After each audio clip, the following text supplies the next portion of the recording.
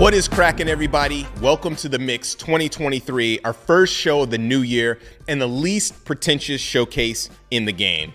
My name is Justin Woodward. I'll be your host today, co-founder of The Mix, Interrobang Entertainment, and Black Voice in Gaming, as well as a proud advisor on the Black Game Developer Fund. The Mix is all about the games, the creative teams behind them, culture of game development, and showcasing dope games and updates from games you are definitely going to look forward to playing.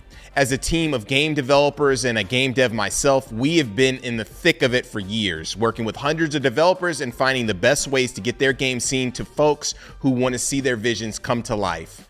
You're going to be a part of it. Make sure to follow the developers you like through their socials. You could find all of their games on the website, MediaIndieExchange.com, and check us out on Twitter at IndieExchange, everywhere else at MediaIndieExchange, as well as subscribe to our Twitch channel and YouTube channels as well. The developers and publishers on this stream have blessed us with Steam keys to games from their catalog. When you see the following QR code pop up, grab your phones, take a flick for your chance to grab a great game. Once again, we have teamed up with the exquisite folks at Valve to showcase our stream on their platform in order to support the devs. Be sure to check out the Mix event page on Steam, where you can wishlist or play the games that are featured in this event. We want to give a huge shout out to all of our sponsors for helping to make this thing happen. PlayStation, Raw Fury, and Wilson Sonsini, all of our other sponsors who are equally as awesome. Here they are in all of their glory. Shout out to our broadcasting partners for supporting this showcase and the developers on this stream as well. Twitch, IGN, GameSpot, Steam, you guys are fantastic. Salute to all the developers who are participating that have all contributed their games and resources to making this thing possible. After the showcase, be sure to stay tuned for another episode of Black Voice in Gaming hosted by Khalif and Destiny. It's going to be a good show. Enough with all the intro stuff. Let's get right into it. For our first set of games, we're going to introduce some exclusive trailers as well as new gameplay footage, starting with a new action title and head into an update on Heart Machine Games' latest revealed game, and follow that up with a game that'll warm your taste buds with some nice savory soup. Let's get started.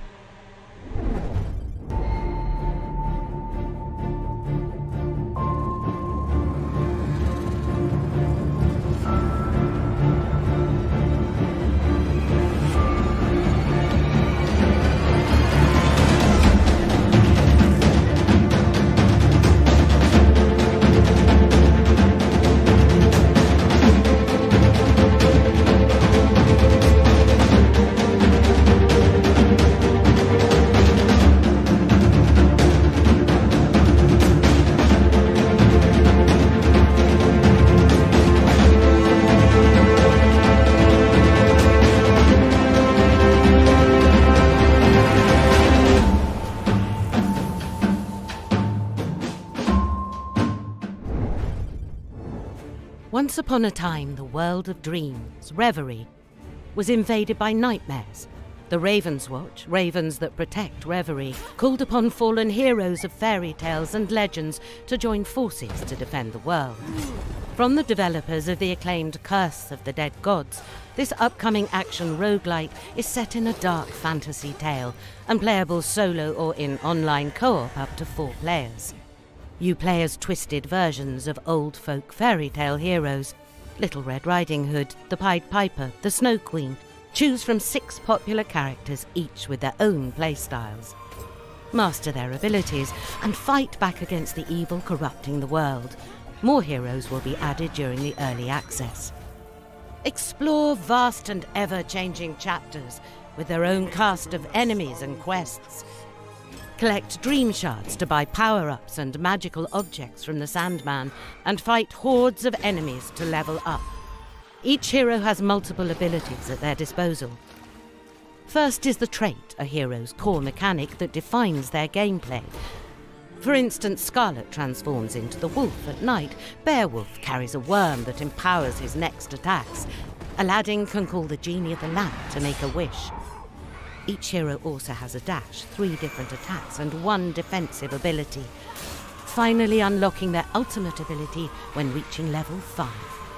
These abilities are improved with the experience you gain from battles. Each level up makes you stronger and gives you the opportunity to choose a new upgrade that improves one of your abilities. All of this makes each of the 6 heroes completely unique and gives each run a different flavour. Play them to find out. In typical roguelite fashion, each run is an attempt at defeating the horde of nightmares. If they get you, your run is over and you'll need to restart, but don't lose hope.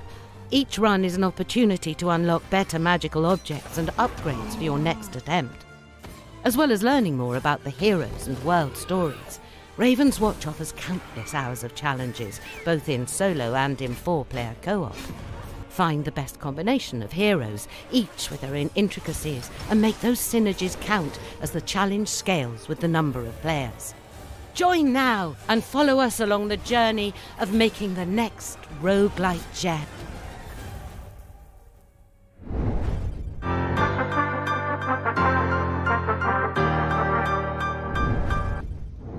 Hey, this is Lee from Alien Trap Games, and we're showing gameplay of our next game, Gunhead, a roguelike FPS we're releasing later this year.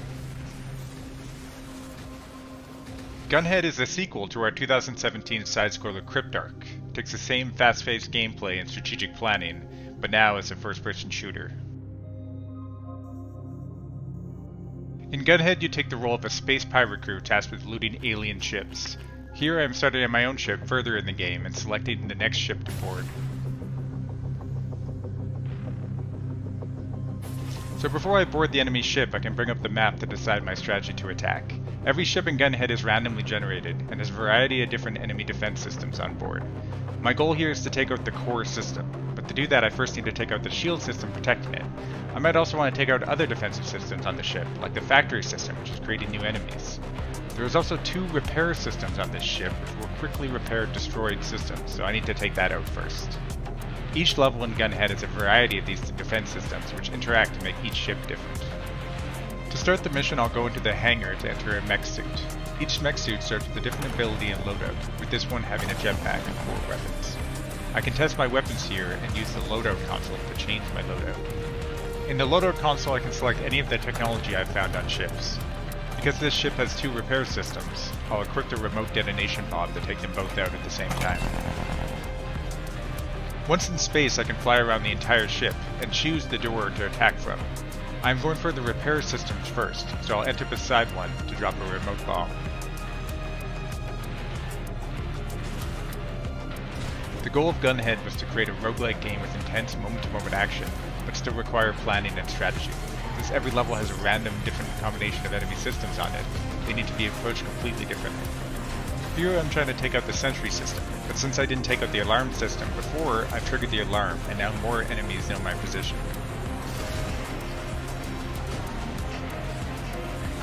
I can also plan my attack right to find health systems on board and new technology like weapons and items. Here I'm using an EMP blast to stun enemies, and a tractor beam to grab an enemy and throw at another one. After destroying the shield system, I can destroy the core to finish the mission.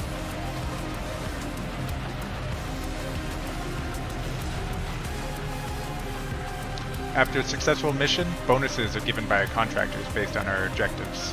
I can then use that cash to research new technology to add to my loadout. Each enemy ship type in Gunhead has different systems and enemies on board, with some having large bosses as their core system to take out.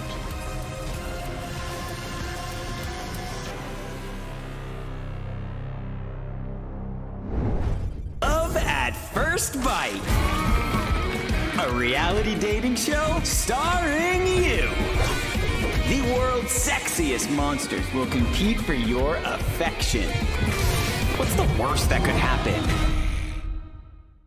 I just like Drac because, you know, we're taking one of the most beloved characters in fiction, all of fiction, like Dracula, right? To see how Drac plays off the different characters and to really put yourself in Drac's shoes, you know, feel a bit like you're playing as the Prince of Darkness, right? So Drac is unique in the way that he is very open to characters, I feel. He just wants to help every character that he comes across and just really eager to learn, I feel like. He just wants to learn and help people out as he travels through the game. It was wonderful to see a game explore, well, what if he was kind of past his prime and he really hadn't found true love?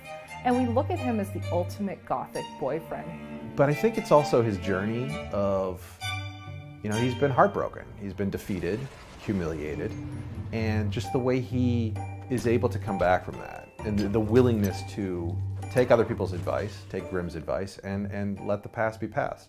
Grimm's got some baggage, and you know, Grimm is used to destruction, and he's got the opportunity to create. And when he's creating the show, it kind of gets the better of him, and we see a different side to Grimm later on. The characters are really fleshed out, and they all have one or two like personal turmoil things that you get to uncover through pursuing their storyline a little bit more. So you can romance many characters in this game. It's very similar to the Bachelor style TV show, right? So you have to vote people off at different points. So you have to kind of build relationship with a handful of characters that you like most, and it will funnel other characters out. You vote them off. When Drac has finally moved on and is ready to become who he used to be, that's when we're going to punch you in the gut. It's going to hurt. But again, we go back to meaningful choice and let the player figure out what that all means in the end, because you're going to be faced with some difficult choices. Let's get the show on the road.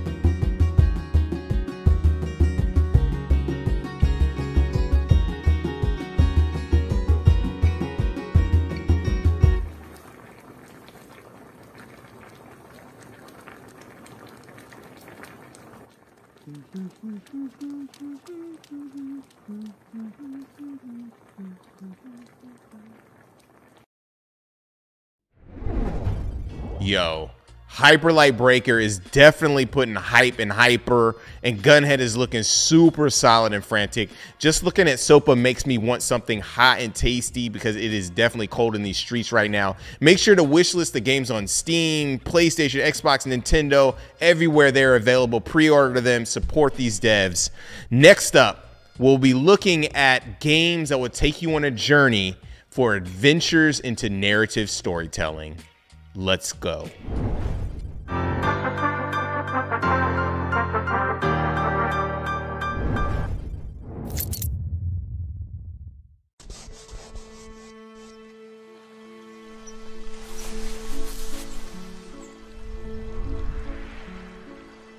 When I think back to my childhood, everything becomes blurry.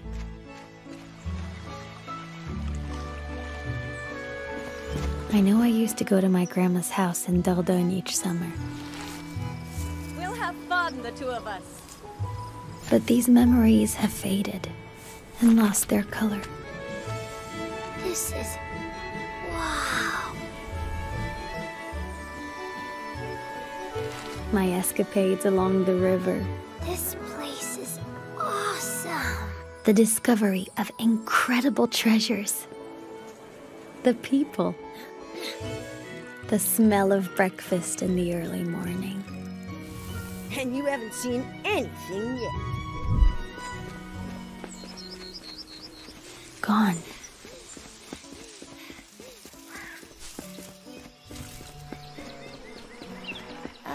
Grandma? This place is a very special place.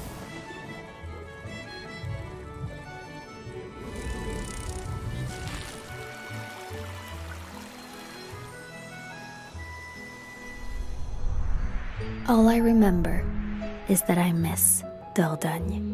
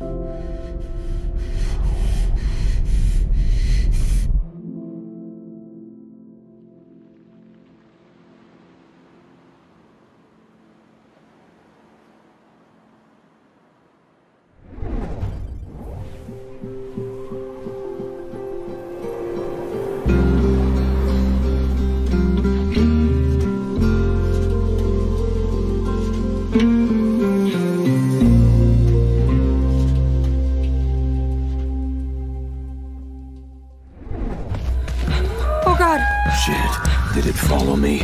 You need to run fast and far as you can.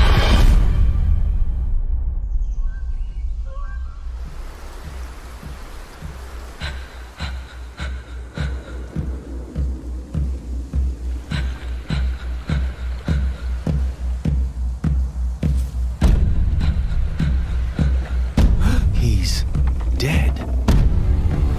Hide somewhere and wait. I'll find you. There's no time. Either jump or I push you. Now, woman! Lord, I beg of you. You can't let me die.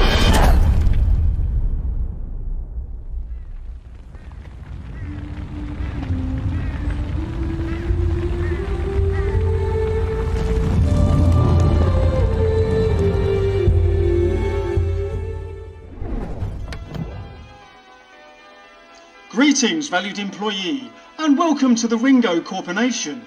Here, there is no greater dignity than work. Ringo, live to work. As the executive of the genome sector, it is my privilege to introduce to you your lifelong assignment. It will be your job to sort samples. There is no need to question the samples. The samples are important, and as such, you are important. I have no doubt that you will give 110%. After all, Productivity is in your nature. Ringo appreciates that a rested mind empowers the grind. That is why, as an employee citizen, you will also be given access to the finest shopping and entertainment. It is your duty to put your money back into the economy. When it comes to the corporation, growth is strength. During your time here, rogue workers may try to entice you into betraying your beloved employer, but I am sure of your loyalty. You know that work is dignity. You know that Ringo provides. Well then, valued employee, are you ready to begin your exciting new life? Good luck. Work hard.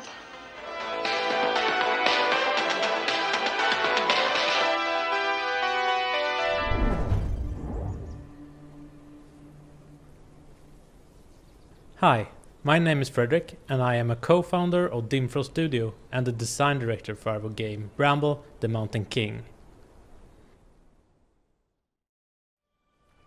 Bramble the Mountain King is an action-adventure platformer based on dark Nordic folklore and set in a Swedish environment.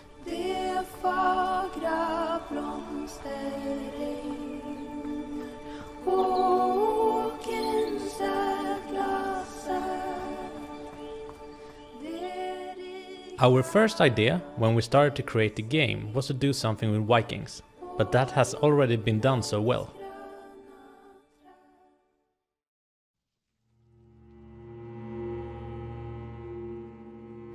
So instead, we chose to base our game around Nordic folklore because we wanted to tell a story that is very close to our Nordic hearts, that hasn't been told before. With Bramble, we want to introduce these dark stories to the rest of the world as well. The stories we tell in Bramble are all stories we ourselves heard as children. Stories about creatures that lurks in nature that our parents told us to keep us out of the forest at night. Some of the creatures are dark and scary, but some of them are kind and filled with love. Let me tell you a little bit more about one of the kind ones.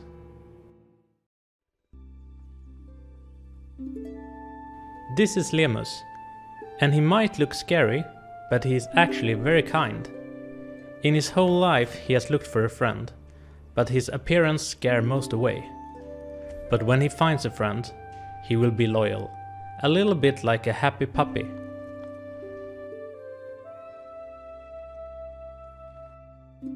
Lemus is actually inspired from a creature in a painting by John Bauer.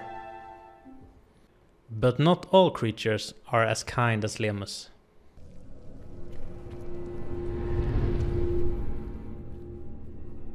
We all heard stories about a creature in the lake, luring children to him with his melodies.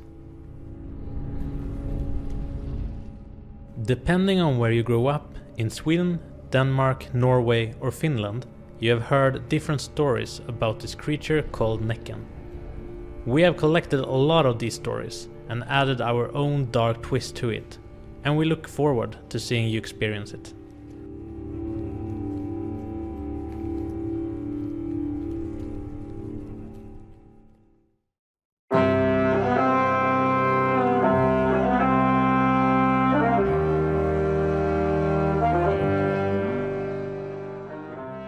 We hope you are excited to meet Lemus, Näcken and many more creatures when Bramble the Mountain King is releasing on April 27th on PC, PS4, PS5, Nintendo Switch and Xbox Series X/S.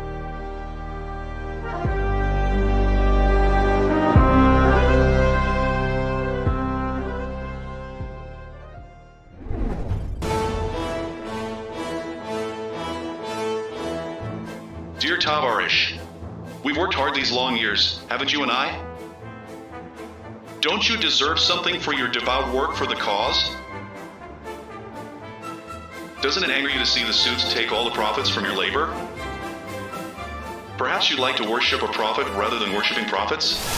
Attention! Intruder detected. Red alert. Workers are to destroy the trespasser immediately. Whoever enters these halls will be equalized whether they want it or not. Wouldn't you love to see their blood on the factory floor you mopped today? Recycled into a new comrade. Glory to Iskra. Glory to the factory. Glory to you.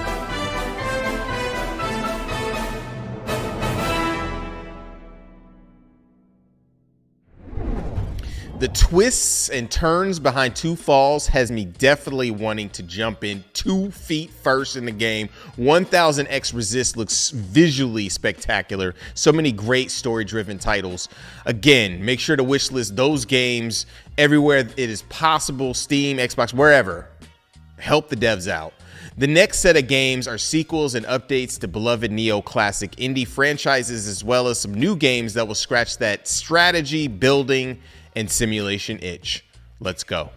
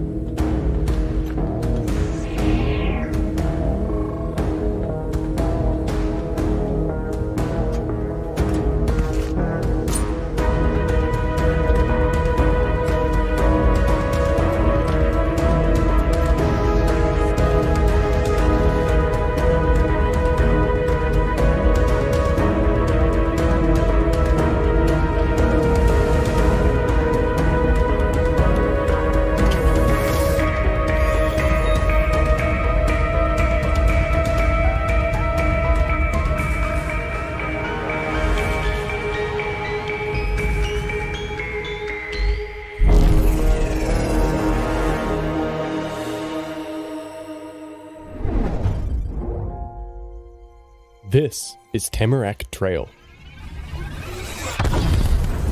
where you, as a member of a secret society known as the Sturgeon Lodge, work to uncover the mystery behind a corruption spreading throughout the Canadian Shield. As a member of the Lodge, it's your duty to track down the source of this corruption and put a stop to it. For each run, you have a choice between 3 unique characters, each with their own distinct set of abilities. The Detective, Magician, and Tracker are the first characters you'll be introduced to. Then click on the map in the cabin to begin your journey. Welcome to the Trail. Randomly generated each time you embark, you'll encounter events, enemies, campsites, and treasure, all of which provide helpful items, bonuses, and currency to enhance your preferred playstyle. Combat is turn-based, using a handful of dice instead of an ability bar, adding an element of skill to a familiar and comfortable battle system. You will engage with a wide variety of enemies on the trail, all with their own unique behaviors and attack patterns, which keep you constantly on your toes and making adjustments to your build in order to best adapt to the situation ahead of you. Rolling the dice manually works just like a board game. Hold and release your buffs, and drag and drop your attacks onto your chosen target. Or you can use the auto roll feature instead. Both options are equally viable in combat. We encourage you to try both and find a style of play that suits you best. We'll even have controller support on launch for extra flexibility. You'll also be earning currency to upgrade your lodge and your character permanently. What you're seeing here is still a demo build in active development. In the final game, you'll follow the trail to a variety of different environments, from the secluded woodlands of the Canadian Shield to the decaying ruins of a mysterious ghost cult, and work towards the discovery of a corruption spreading throughout the world.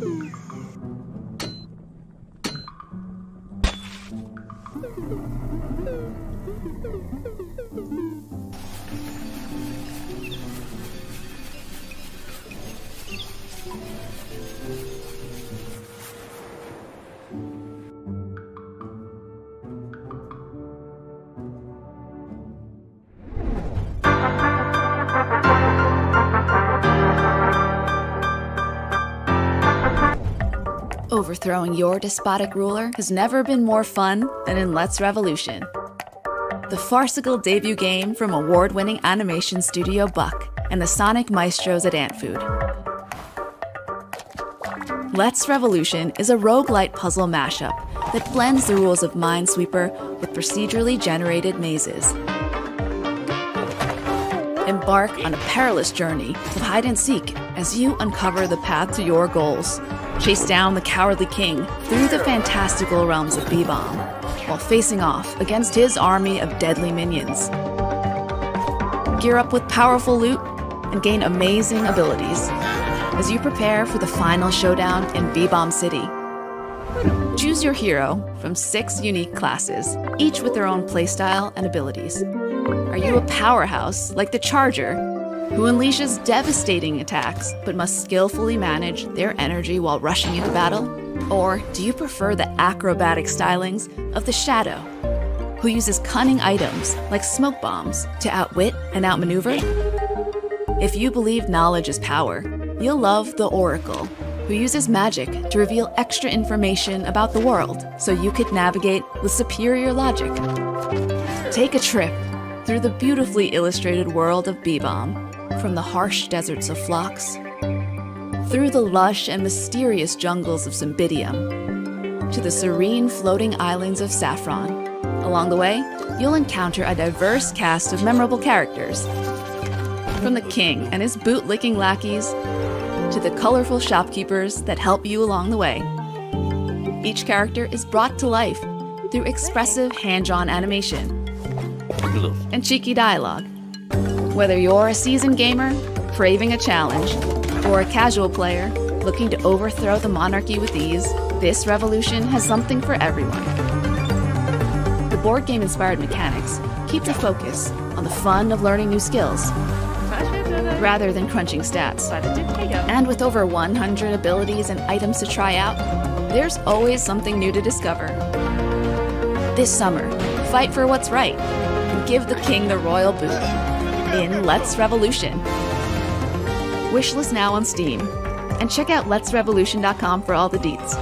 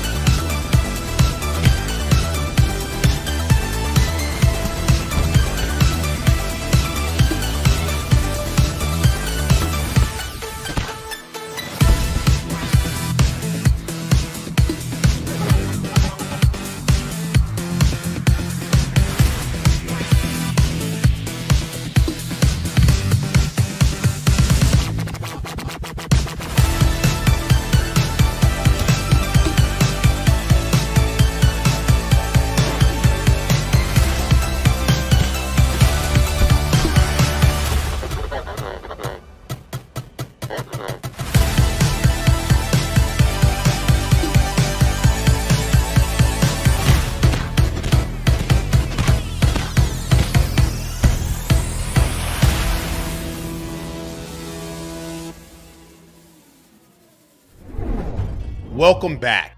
Just a reminder to make sure to subscribe to our Twitch and YouTube pages for more announcements, trailers, and interviews, as well as follow us on Twitter and our other socials in order to find out more about these awesome new games and support the culture of game development. Coming up, we have a chunk of games from our friends at Thunderful that range from a new reveal from Team Meat and an update on the up-and-coming SteamWorld Universe title. I can't wait.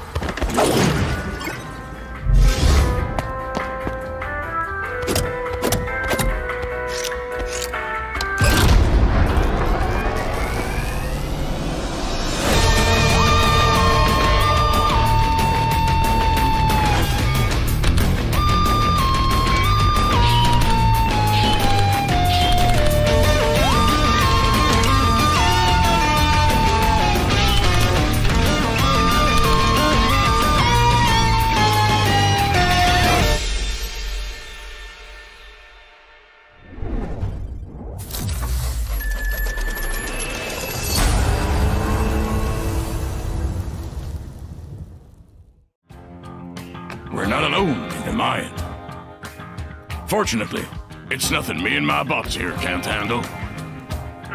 So make sure to have them ready before we start digging too deep. With our great arsenal, the guards will make short work of these bugs. Look at them pop. However, before excavating any of the rocket pieces on the lower levels, I do recommend you build a more permanent defense. Lucky for us, and not so lucky for them, we have bombs. There is no enemy they can't handle. But the enemy is relentless and grows his strength over time.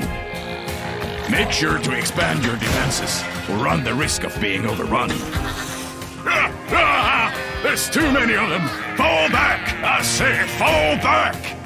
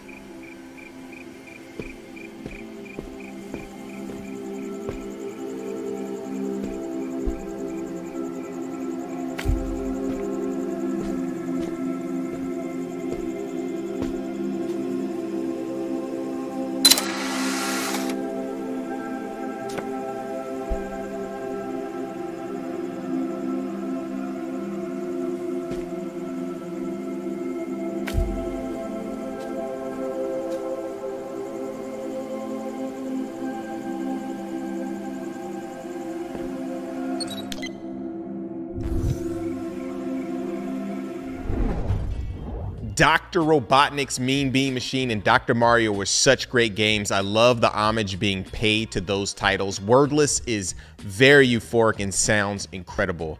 Looking forward to hearing more from the Thunderful team and the devs they have been working with and supporting. Make sure to show those devs some love by wishlisting, liking, and sharing those games on them socials. Moving forward, our next category is focused on action-adventure titles that take you into the realms of wonder and exploration with interesting world building and immersion, as well as unique narrative design and fantastic journeys.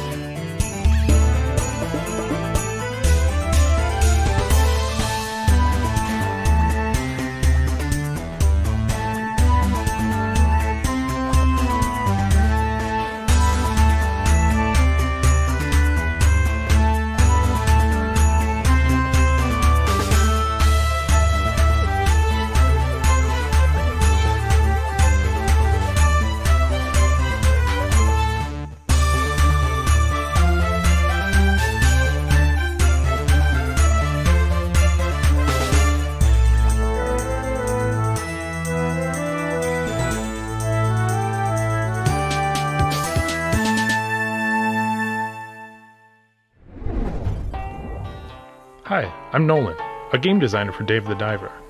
let's take a look at some gameplay and content in the early access version of our game. Dave the Diver plunges players into an oceanic adventure set in a real marine environment of a blue hole, with over 200 different kinds of sea creatures. Now for some of the exploration gameplay.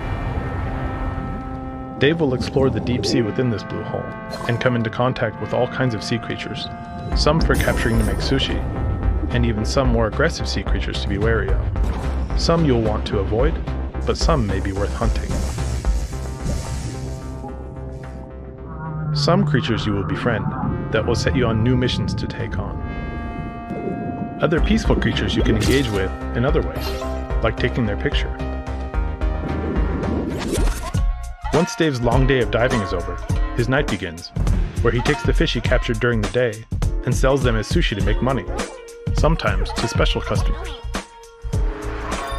Dave will work hard running back and forth, serving customers sushi, beer, and even tea.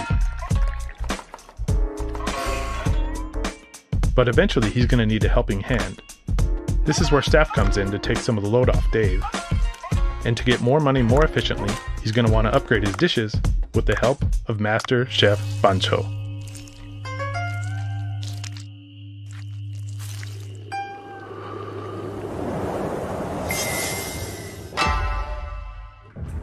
And here's a glimpse of just one of the bosses Dave will encounter. Unique bosses will come in all shapes and sizes. Fighting bosses won't be like hunting just ordinary fish with his harpoon. To take on big bosses, Dave will want to have the right equipment and the right weapons. Dave will need the help of Weapon Master Duff to get the right weapons for the job. This is where having the right equipment becomes such a vital part of the gameplay, and where the money Dave makes from his nighttime activities become important. The money he makes from selling sushi at the restaurant, he will spend on upgrading his oxygen tank and diving equipment, which he will need to take on various intimidating bosses. Dave will encounter bosses mostly at the end of each chapter. Each boss will have its own unique characteristics and weak points that Dave will have to figure out. Not all bosses are based on strength or brute force though, so you will need to figure out what makes each boss tick. But crafting weapons and upgrading can definitely give you an advantage. So, if you find yourself not fully prepared, you always have the option to retreat, get the right equipment, then come back later. We hope you enjoyed a look at the gameplay for Dave the Diver. Early access is out now on Steam, and the full game will release in the first half of 2023. The full version will have more story chapters, more systems, many more fish and sea creatures to find, so we look forward to giving you the best experience possible when the game launches soon.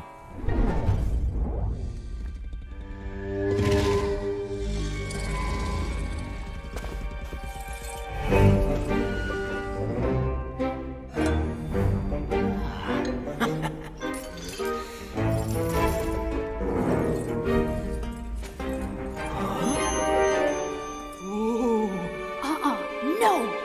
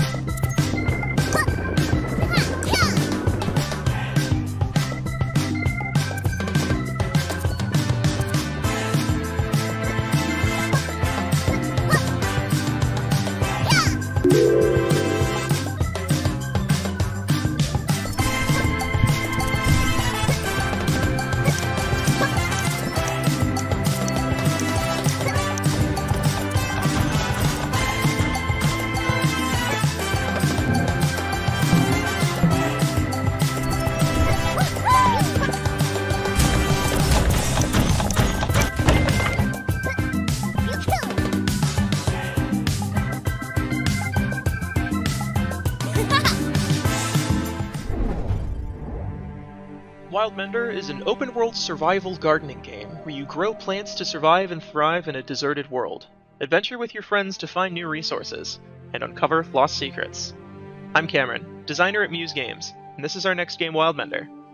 I'm Matt, content manager at Quali. So, we find ourselves at a small desert spring, surrounded by nothing but sand dunes and dead trees. But there is water here, and with that, we can work to turn this barren land into a paradise.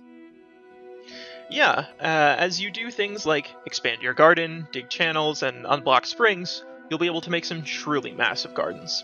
Some people like to make large farms full of grain, while we've seen other players make beautiful nature walks with all sorts of bridges and streams. This desert isn't all just sand and dust, though. We'll want to go further afield if we want to find something truly special.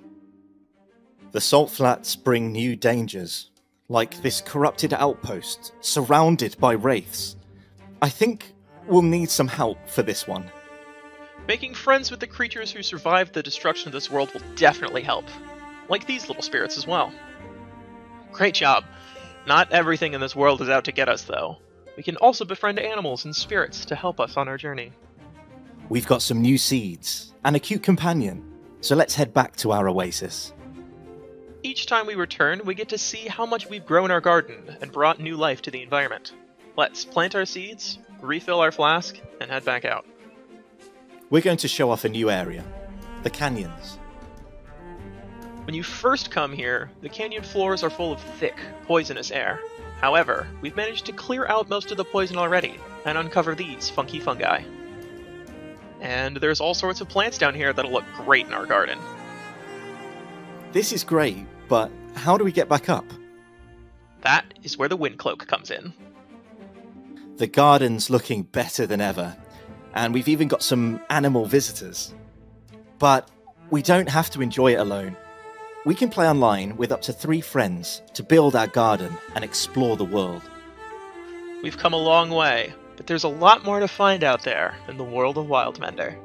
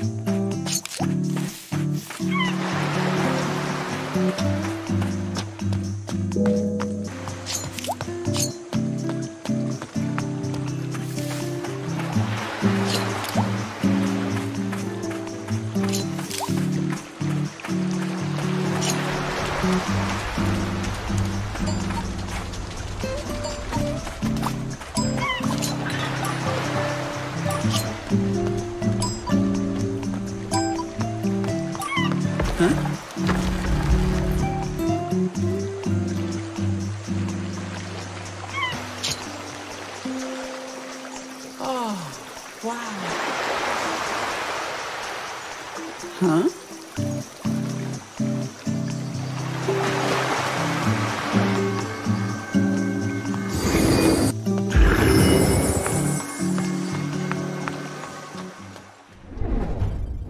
Although I am not a fan of ambrosia salad at all, the most disgusting thing on earth, Mythwrecked is putting my faith back into the nectar of the gods. Looks so cool. Koa, Frogun, and all of the games in that segment look so handcrafted. It makes me excited to check out the future of those games.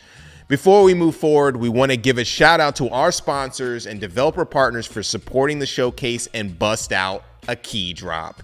Here is your chance to grab some keys, check it out, take a snapshot. Going, gone. If you missed out on that one, we'll have more coming soon. Up next, we're going to unpack our sabers, shields, and guns and get into some new titles in the RPG and strategy category. Hey, I'm Craig Ritchie, Game Director on Broken Roads, and from all of us at Drop Bear Bytes, we're really excited to give you a look at what the team's been up to lately. Now, the game has come such a long way in terms of the art quality since we first showed it off in 2019. From character redesigns to polished locations and obviously all of the new interiors that the team have been working so hard on. We're just incredibly proud of the way it's looking, and we really want this to be one of the most beautiful RPGs you've ever experienced. The writing is also very close to complete, and there are hundreds of moments throughout the game where you'll be able to see the world or the people in it that you've met early on in your journey react to the choices that you've made. Small moments that you may have thought was just an insignificant choice can really come back in a big way later on. So we're super excited to see how players, what they pick up and what they notice, and also the different experiences that different players have based on their earlier choices. So we expect Broken Roads to take about 25 hours to complete, but with 4 origin stories, 4 moral quadrants, and 36,000 possible places on the moral compass. One of the things we're really excited to see is the many ways that the game can be played and replayed based on whatever worldview you want your character to have, and the way the moral compass slowly shifts with every moral decision we make. This is a new system. It's experimental. It's something we're really, really keen to get into players' hands. The reception to it has been really great so far, and yeah, we've got some really, really cool moments in store, and very keen to see how players will vary from who they are in real life versus the character that they want to roleplay with the scenarios that we've set up. Now, as part of the move from 2D tile-based art to a fully 3D world that we've got now, we've also updated the combat, moving it from the grid-based format it was when we first showed off the game in 2019 and 2020 to fully free-form movement. So along with that, there's a full UI overhaul. We've got out-of-the-box support for console controls, mouse and keyboard, and yeah, some really new fun enhancements to the AI as well. So yeah, very keen to see what players do with that. Just like the original Fallout and more recently Disco Elysium, there's ways to talk, puzzle, explore your way through non-violently if you do want to try one of the many pacifist paths through the game. We've also taken multiple trips to Western Australia, added in many real-world locations, trying to keep everything authentic. We've taken thousands of reference photographs on our trips there, and the art team have done an absolutely fantastic job of bringing these, well-known towns, major landmarks, and even some lesser-known spots that you'll encounter along the way or uncover as you go. We're really looking forward to finally getting the game into players' hands later on this year, but until then, we've got a lot more lined up to show you in the coming months, so please follow us on socials, check out our YouTube, and of course, wishlist Broken Roads on Steam. Thank you.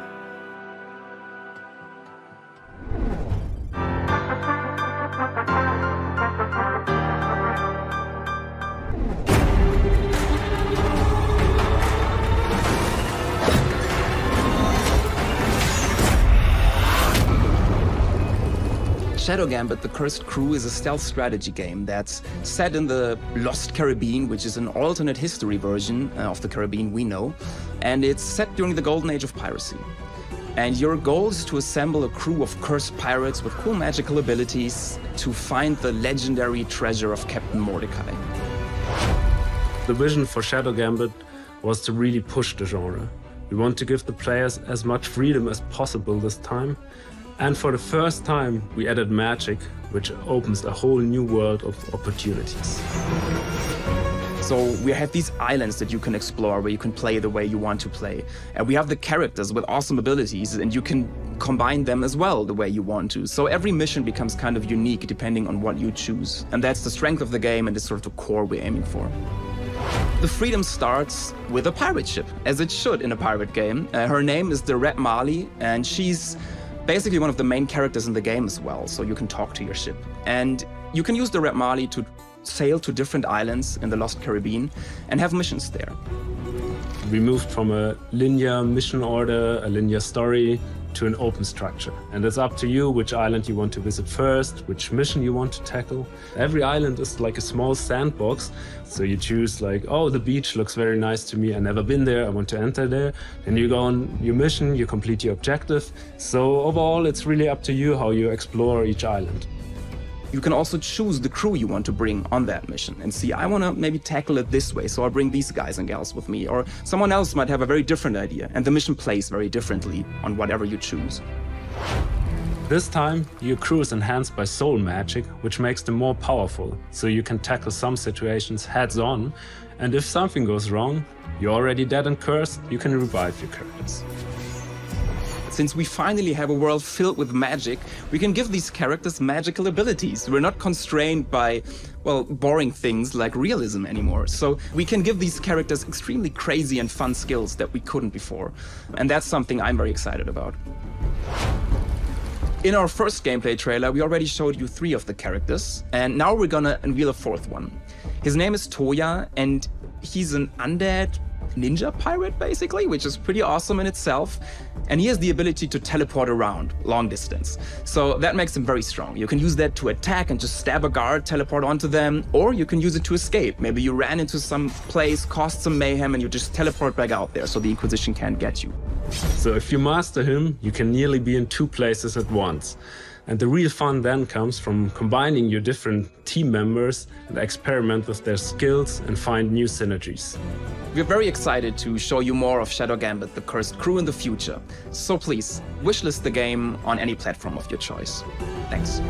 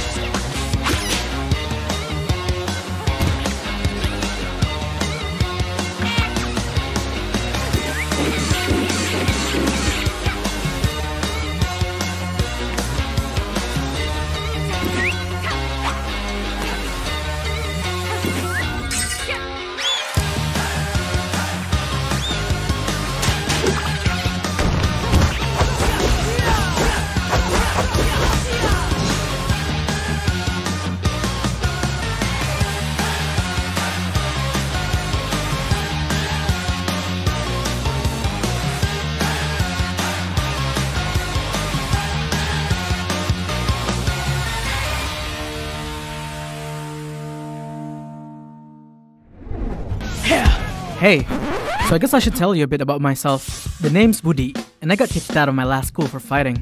No big deal, really. Other than my mom freaking out and threatening to kick my butt if the same thing happened at the school. All I'm trying to say is school is tough, but you gotta be tougher, you know? Parents just don't get it. Anyway, I've met some pretty cool people here.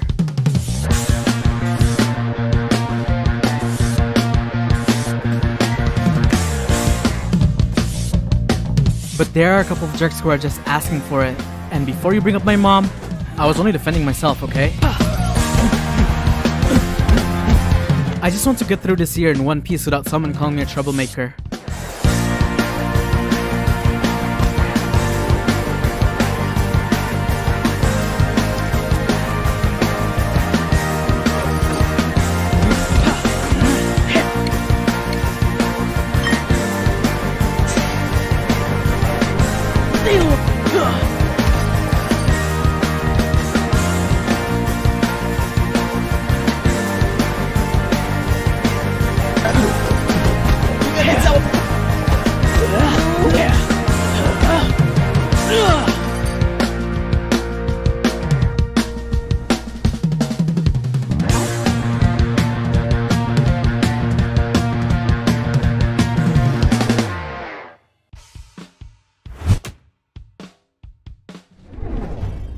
In our last segment, we slowed things down and had some great RPG and strategy games. We're going to shift gears and get into some games all about that action. We have some quality titles that range from roguelike side-scrollers to fast-paced and methodical shooters and everything in between.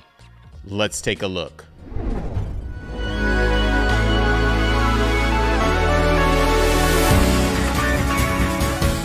This is Elsie, a roguelike, hyperkinetic, neon-drenched action platformer that will test your skills to their limits. You play as the fearless titular character Elsie, an android on a mission to save her world from the disasters that have plagued it. To do so, you'll have to travel through multiple wild and unpredictable locations, each filled with countless enemy robotic hordes. But fear not, Elsie comes equipped with a powerful arsenal of weapons and abilities to help her take on any challenge. From the trusty sidearm to elemental cannons of destruction, there's a weapon for every situation. With a huge list of items and augments to customize each run, you can tailor your playstyle to suit your preferences. As you progress through each biome, you'll encounter powerful bosses that stand in your way. These epic battles will test your skills and strategies to their limits, culminating in a final showdown with each biome's guardian boss. With a stunning neon-drenched art style and a pumping soundtrack, Elsie is a game that will keep you on the edge of your seat. So get ready to take on the challenge of this thrilling, action-packed game and save your world from certain destruction.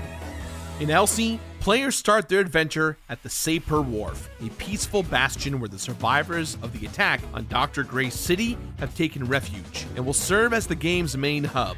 Here, the player can take the Lighthouse teleporter to the very first level, the Eclipse Skyport. The Eclipse Skyport is our aerial biome, which houses our first guardian, Celestia. Accompanying Celestia is an army of different enemies that Elsie will encounter. Enemies such as the Valkyrie, Seraphim, and Wind Elemental will make Elsie's path a bit more difficult. Upon defeating the boss at the end of the Skyport, the player then must choose from one of 3 teleporters that will take them to the next biome. Each individual run will go over 3 of the 5 biomes. Our team has put a lot of emphasis on the game's art style and level design. The environments are full of detail, and the encounters are challenging but very rewarding. The Forge Master's Caldero, located in the volcanic grotto, is home to Ash, the Forge Master. Ash is a master of creation and destruction. She has the ability to shape metal and rocks, and has created some fiery enemies that Elsie must contend with on her journey. The Hardeen is the home of our Queen of Thorns, Rosalind. As our nature biome, it's home to some unique enemies that will try to slow down Elsie as she tries to fight through the fungus that has taken over this kingdom. Each biome will have some small Easter eggs of people and games that have influenced us all. Let us know if you found any yet. We've made sure that each biome has its own unique look, style, and feel, offering a new atmosphere with every run, new bosses to defeat, and one memorable guardian fight to cap off the biome. These are only some of the worlds and bosses that await Elsie. Our team has been working tirelessly to ensure that Elsie offers a dynamic gameplay experience with every run. Players will level up and evolve their run by obtaining different items, weapons, and augments found throughout all of these environments. These items will drastically change how a player will experience the game, making every playthrough a unique adventure. We are so excited to be working on Elsie, and we cannot wait to share it with the world. Stay tuned for more updates on our developmental journey, and we can't wait for you to experience the game for yourself. Thank you for your support, and we'll see you at the wharf.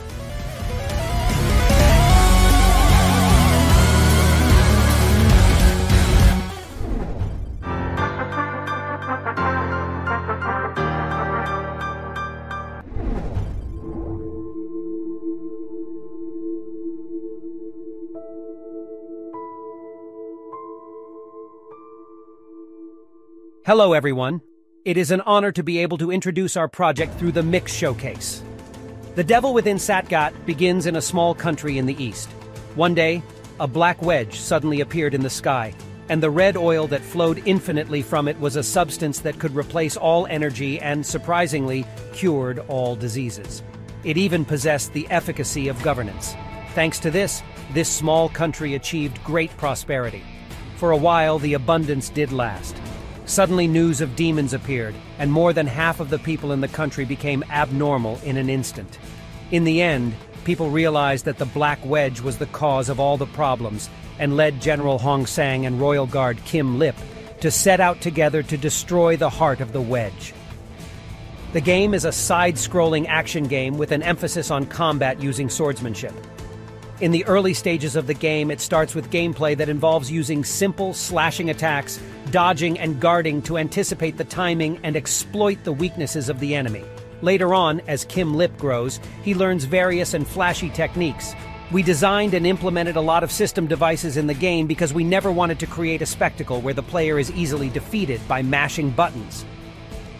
We are putting our heart and soul into providing you with interesting experiences in various aspects. Today, we would like to introduce you to the boss battles that we pursue. This boss battle scene was revealed through the Tokyo Game Show 2022. It's a battle with the first main boss, Lee Chung, the mercenary captain. Our focus in implementing this battle was to design it to feel like a fighting game. We put a lot of effort into creating scenes where similarly balanced fighters engage in offense and defense, digging deep for openings and unleashing combination attacks. And this scene is a battle with the giant boss, Mother Gaia, which was created during the initial prototype phase. Since it is a boss battle that was developed very early on, we are currently reworking it for a more exciting combat experience. Our goal is to make all aspects of the boss room part of the game's variables and create a variety of tense situations.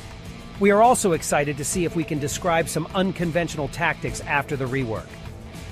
This game and the hero Kim Lip's story are still shrouded in many secrets. Please pay attention to the epic story of Kim Lip's resistance against the malevolent 10 evils who are leading the world to destruction. And we will do our best to develop the game to make this journey an interesting one for you. We ask for your continued support and interest. Thank you.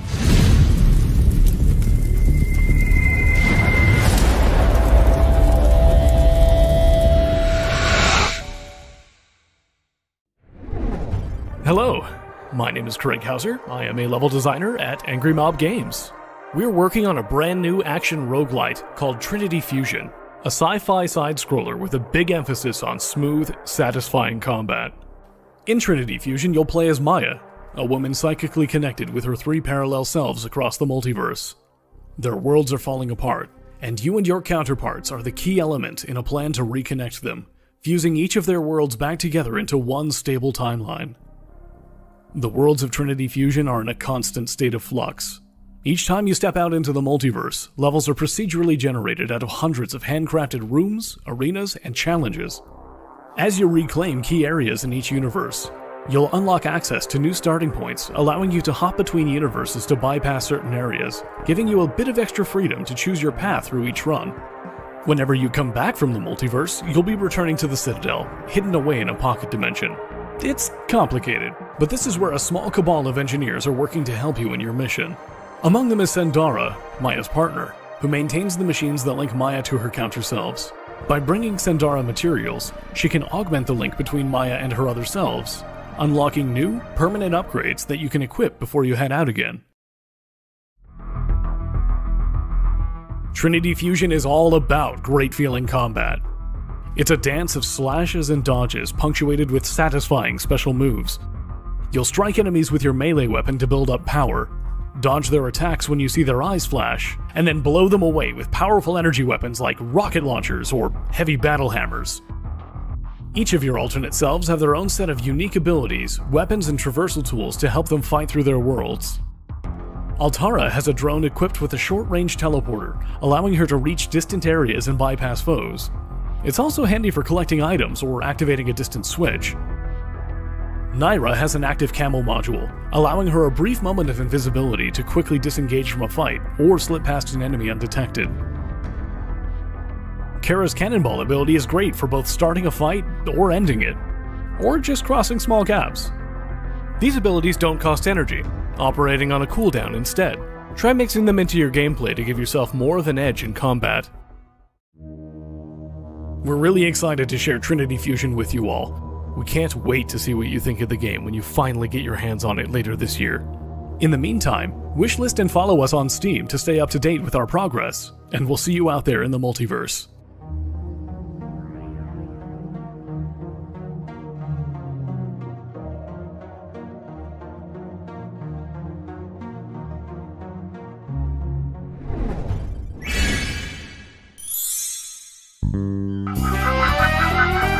Stations owned by Shad Enterprise are suffering merciless attacks from the extremist organization Blamain.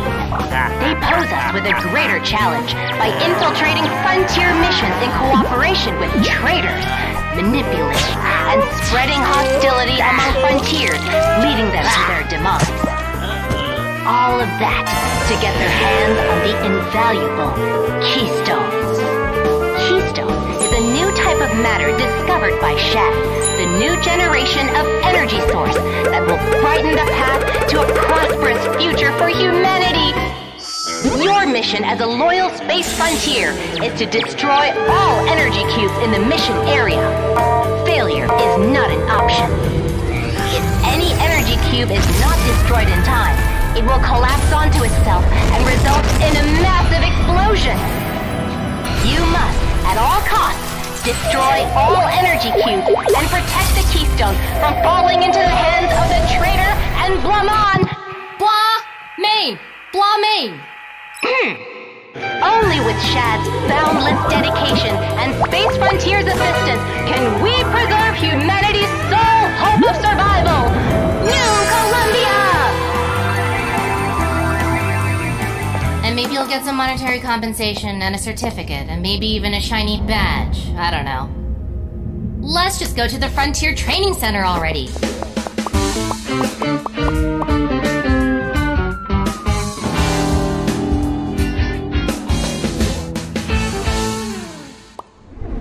Hey, hello out to Stugana, Anton here, CEO of Perfect Random, and this is our game, Sulfur. Sulfur is based on pretty much everything we like. There's a lot of gore, a lot of guns, and it's pretty difficult. This is the first time we show a little bit more of the game. You play as a priest, your congregation was put into flames and your church was burned down. You chase the antagonist down to this cave, you start exploring, and that's what we see now.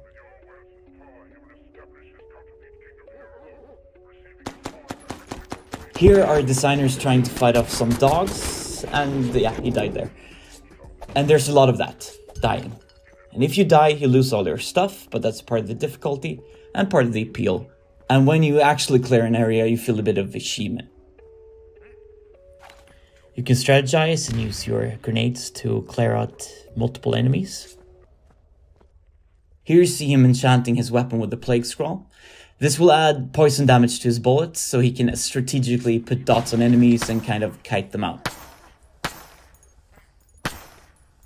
We tried to create tactile, creative weaponry where you can combine things how you want them and be creative.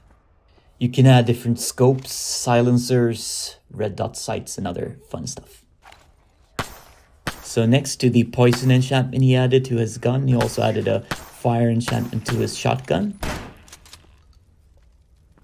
Here's a revolver type gun with a silencer and a scope.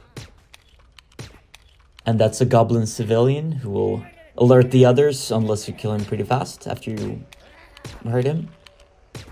And you probably will, because you're a sadistic megalomaniac. Just be careful not to put yourself on fire. Now you're gonna eat that chocolate, eat that taco, eat that dumpling.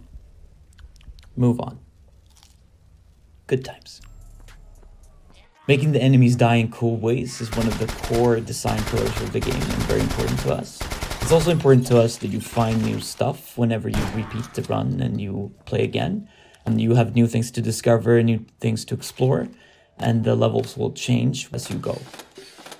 Another way we make the environments feel varied and different is that we work with multiple artists who will compose music for the different areas of the game, which will make them have their own kind of feel, their own kind of voice, and a unique type of artistry for every area. We have so many inspirations for this game, and we're not really hiding any of them. We just want to make the game that we ourselves want to play, and we think that you want to do that too.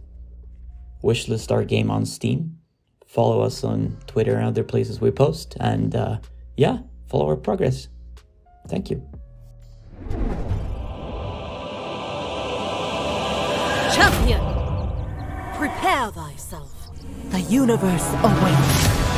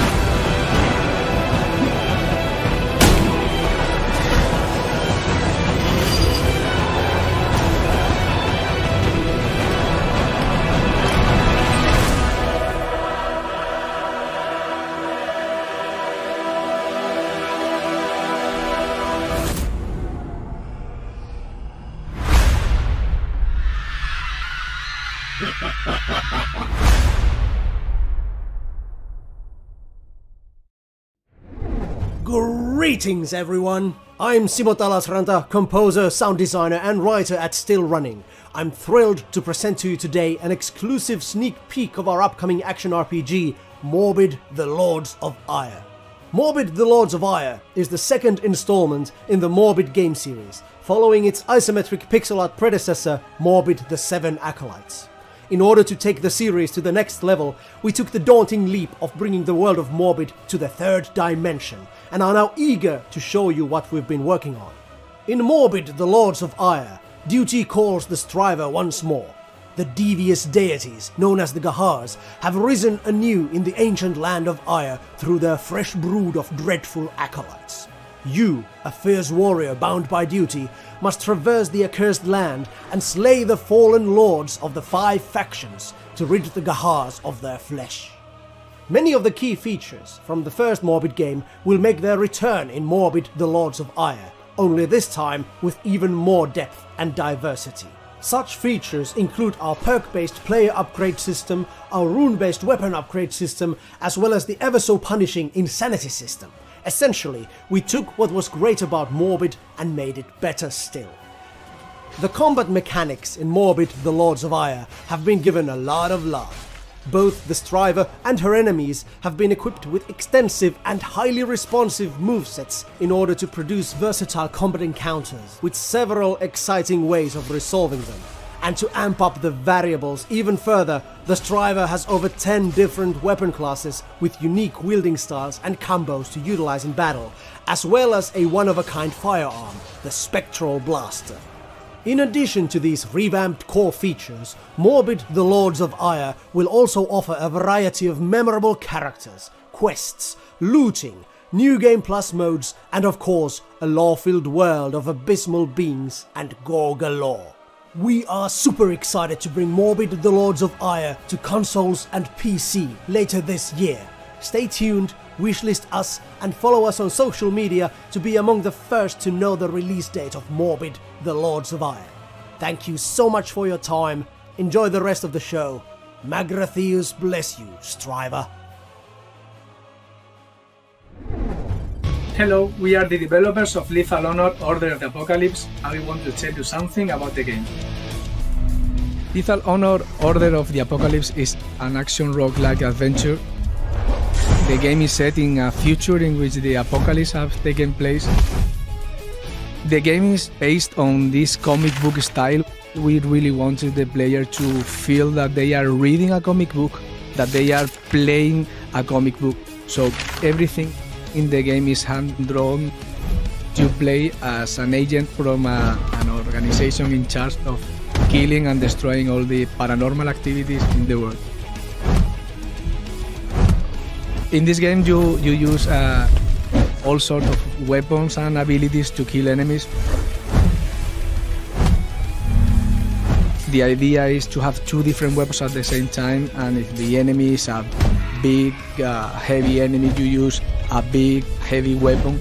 But if you are surrounded by enemies, you should use a more agile weapon, for example a dual katar, because if you are using the wrong weapon, you most likely are going to die.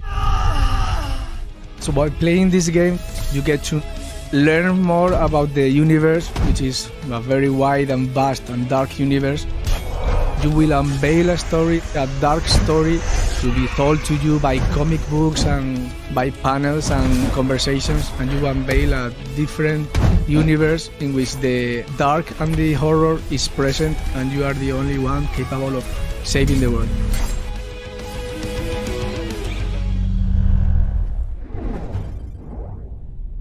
The man works. The man fails. Over and over, discarding that which he creates. Consumed by disgust, by despair. His own hideous uselessness. And in the lightless catacombs beneath, she whispers. The heart is yours for the taking, the voice insists. They soothe one another. They talk in the dark. They never stop. A conference of lonely monsters. In his preoccupation, the man has let the other ones slip from his mind.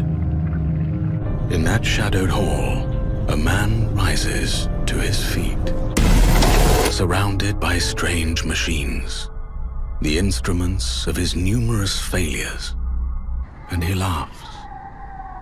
Long and bitter and sad.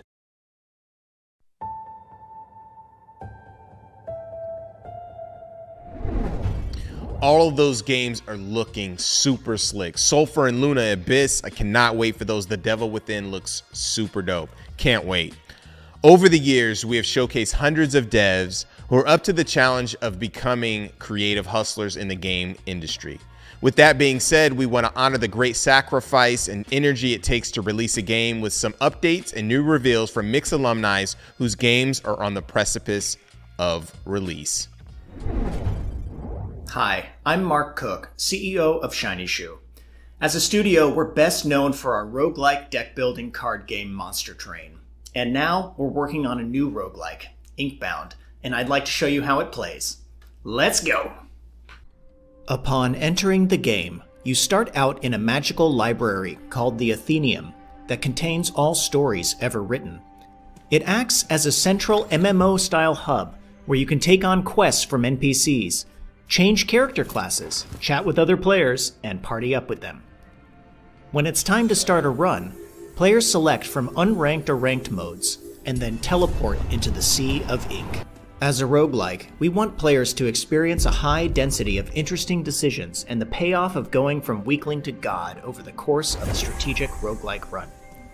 You'll make a variety of decisions throughout a run to upgrade ability bindings, draft vestige items, and choose what types of risks and rewards you want to take on. After choosing initial upgrades, you must choose a book to visit from the Athenaeum's library. Today, I'll choose the Proving Grounds. A threatening force called the Unraveled is seeking to destroy the books of the Athenaeum. Throughout each book, we'll encounter the Unraveled, and it's our job to defeat them and save the stories.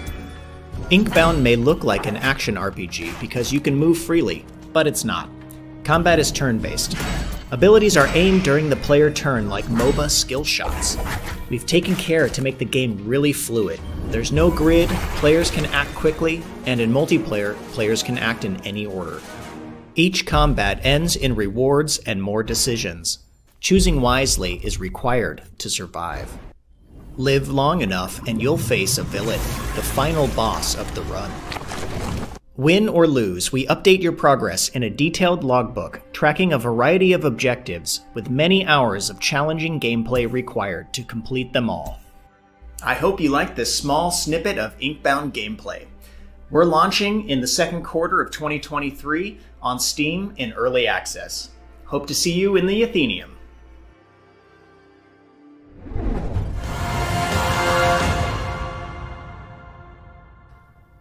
Hi everybody, my name is Thomas Sala. I am the creator and solo dev of Bulwark Falconeer Chronicles, an upcoming open world sandbox builder that's getting a demo as well, and I'm here to show it off to you. So let's just dive in. Everything you see on the screen right now as I'm flying through my settlement, I built earlier in the game. The harbors, the big fortified center, even the bits of industry which are down here in the corner, the dockyards and the place that people live. It's all built in the game using procedural systems of the game. I can skip down to the ground mode and let's do some building. As you can see, I can just select the nearest building. It's all sort of a nodal system.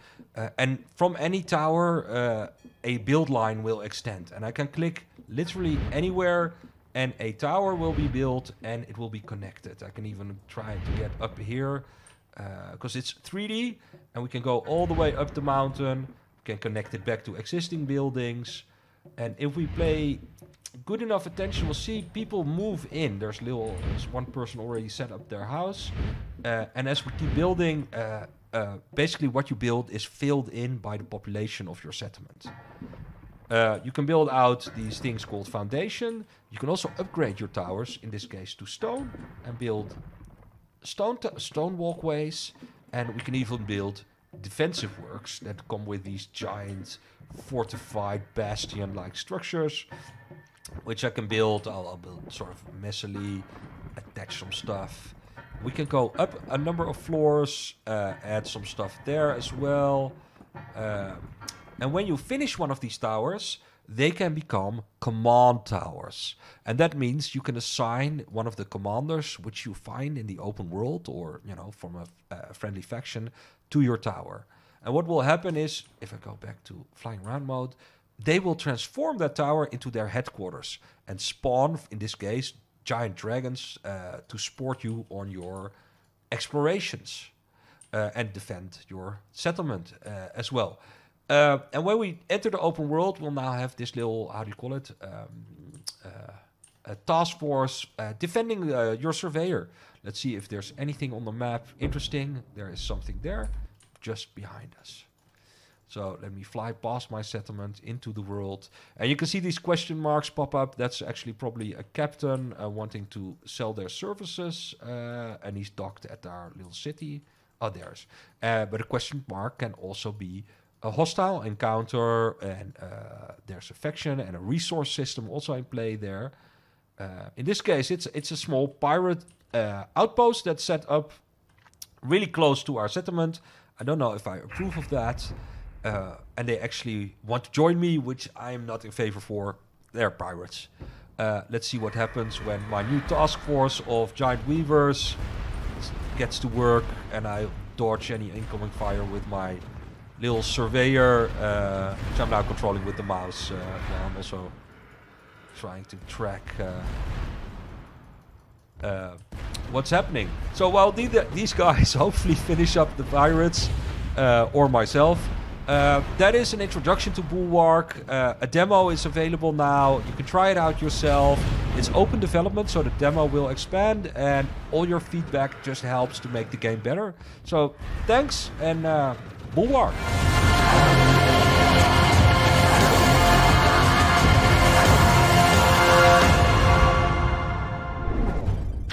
Welcome to the afterlife.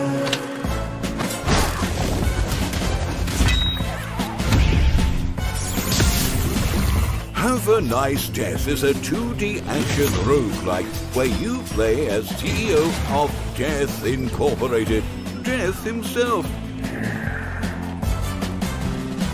Death Inc. is responsible for processing all souls entering the afterlife. But even Death can't escape the piles of dreaded paperwork. So he created the Sorrows to help with his reaping. But instead, they've gone out of control, making even more work instead of less.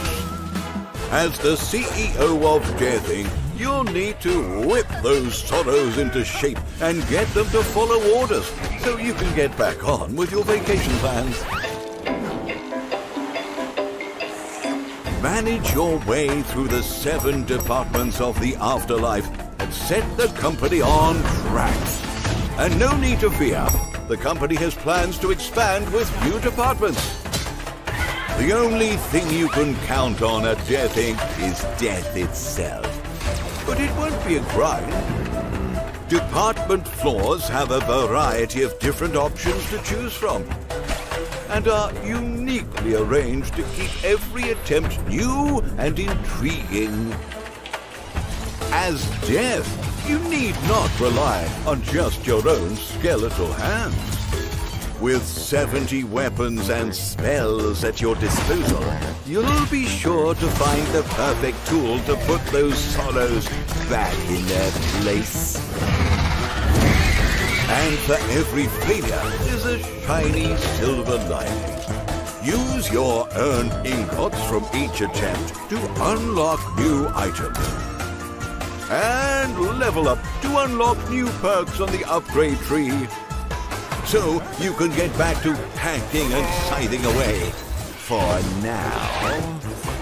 Once you've changed failure to complete success, there are 15 difficulty modes to challenge yourself with and become the ultimate CEO. Still haven't gotten the hang of it?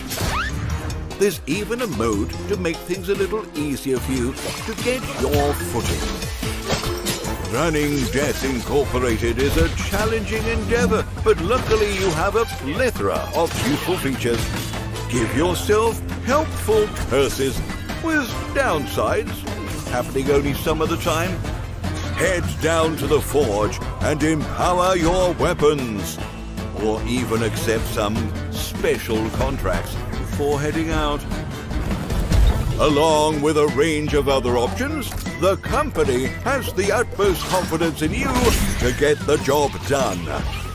So, don your cloak, grab your scythe, and get ready to have a nice death.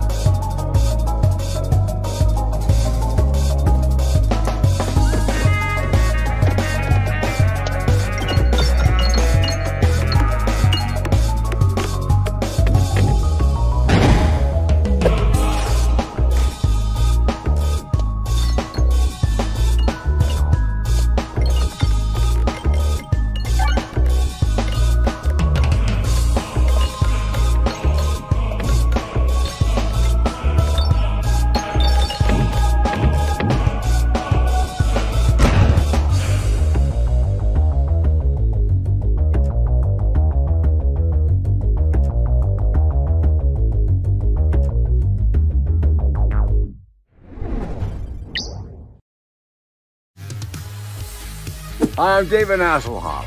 You know there's a new game called Kung Fury, Street Rage, and starring me.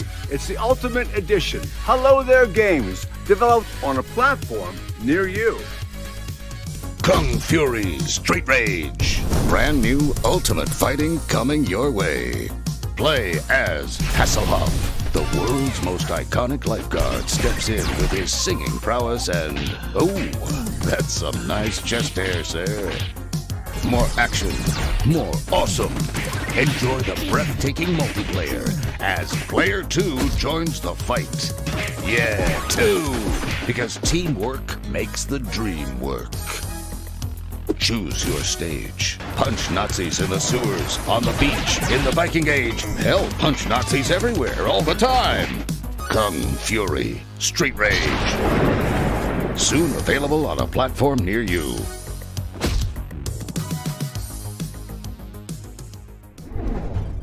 Much love to all of the developers who have been grinding on their games. We're honored to let you know that Kung Fury, the physical version of the game, is out now for pre-order on LRG, limitedrungames.com, as we speak. So go ahead and cop that.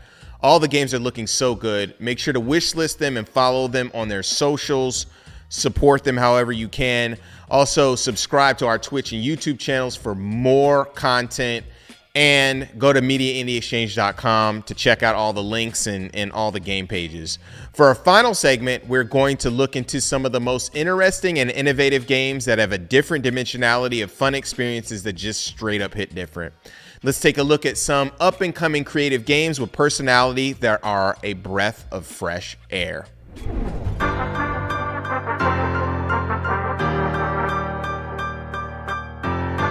Welcome! May I introduce you to Henry. Henry's not just anyone. If they're anything, they're, well, everything. Henry can transform into everything in their reach. Yes, everything. And that's how they manage their daily life. It's how they make their bed every morning. Or how they enjoy a beautiful bubble bath. It's how they make their morning coffee. How they relax and calm down, or how they care for what they love. Finding joy in the simplest things. Get to know Henry's life story, from their carefree days as a baby, to their first responsibilities as a working adult, until their calmer and more laid-back senior years. Double the Henry, double the fun. Play Henry's not-so-ordinary everyday life in co-op mode. Henry, everyday life with a twist.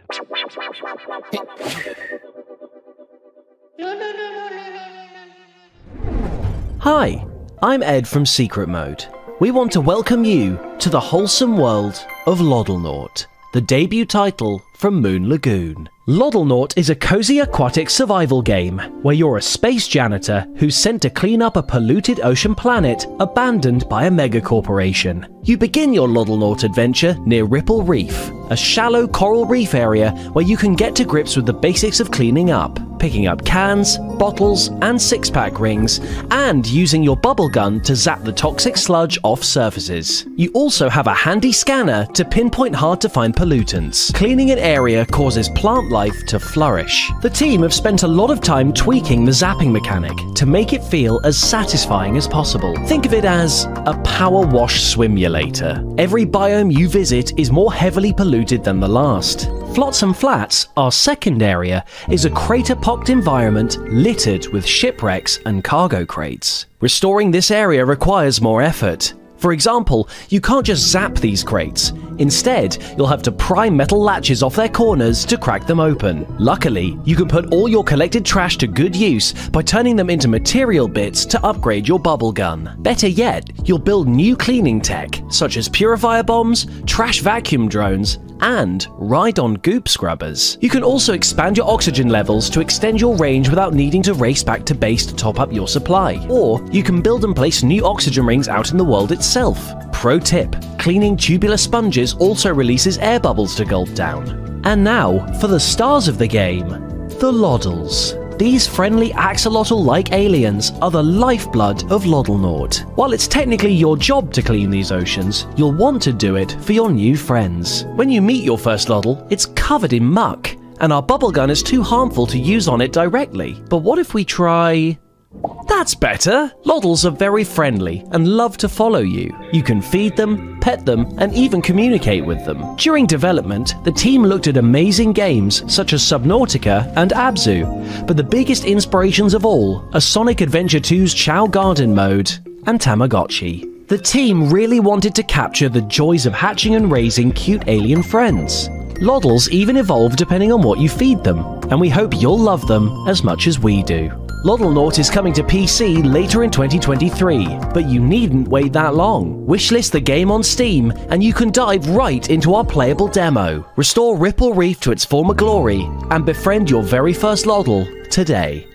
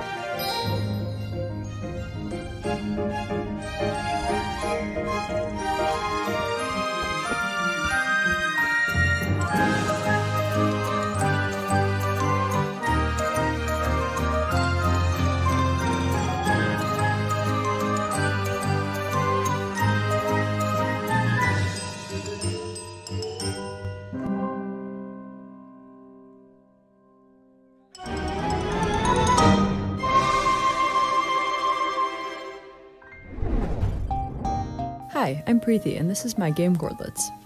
Gordlets is a cozy city-building sandbox. Place buildings and scenery, and then watch visiting Gordlets arrive and interact with the world. No objectives, no scores, just building. You can make your island as large or as small as you want, with a variety of buildings and plants and other objects to choose from. The Gordlets will start fishing on docks, roasting marshmallows by the fire, and interacting with the world you've created. You can choose whether it's day or night, and you can control the weather. You can even enter buildings and turn them into cafes, libraries, houses, and more. There aren't any stressful objectives or time limits, and nothing to level up or keep track of. It's just about building a rich world and watching it come to life. Gordlets is the perfect game to relax and unwind with no objectives to worry about. Just build, create, and watch as your world flourishes.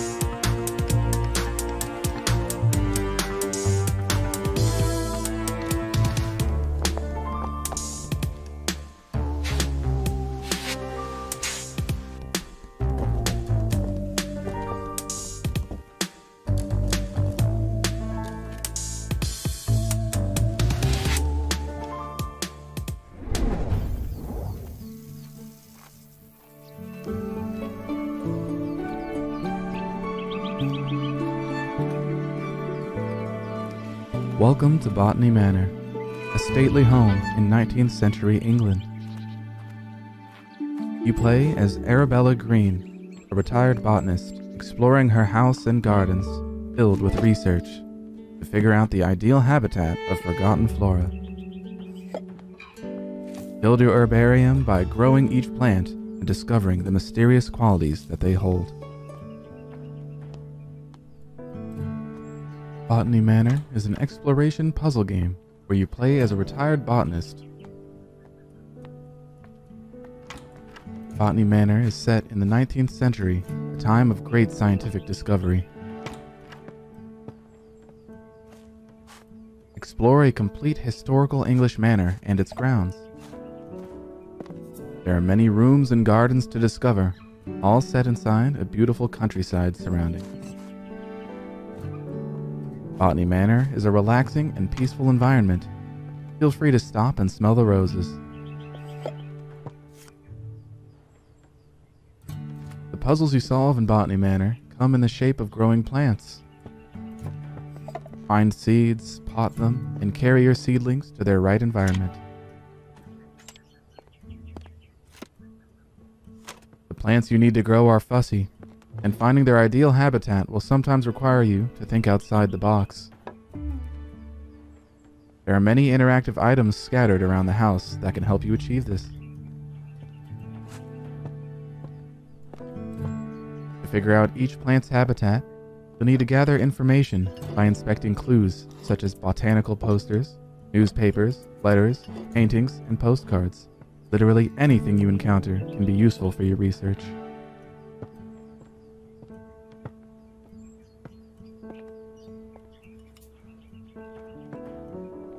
Room by room, you learn more about the life and career of Arabella, and the challenges that she faced as a woman navigating her scientific career.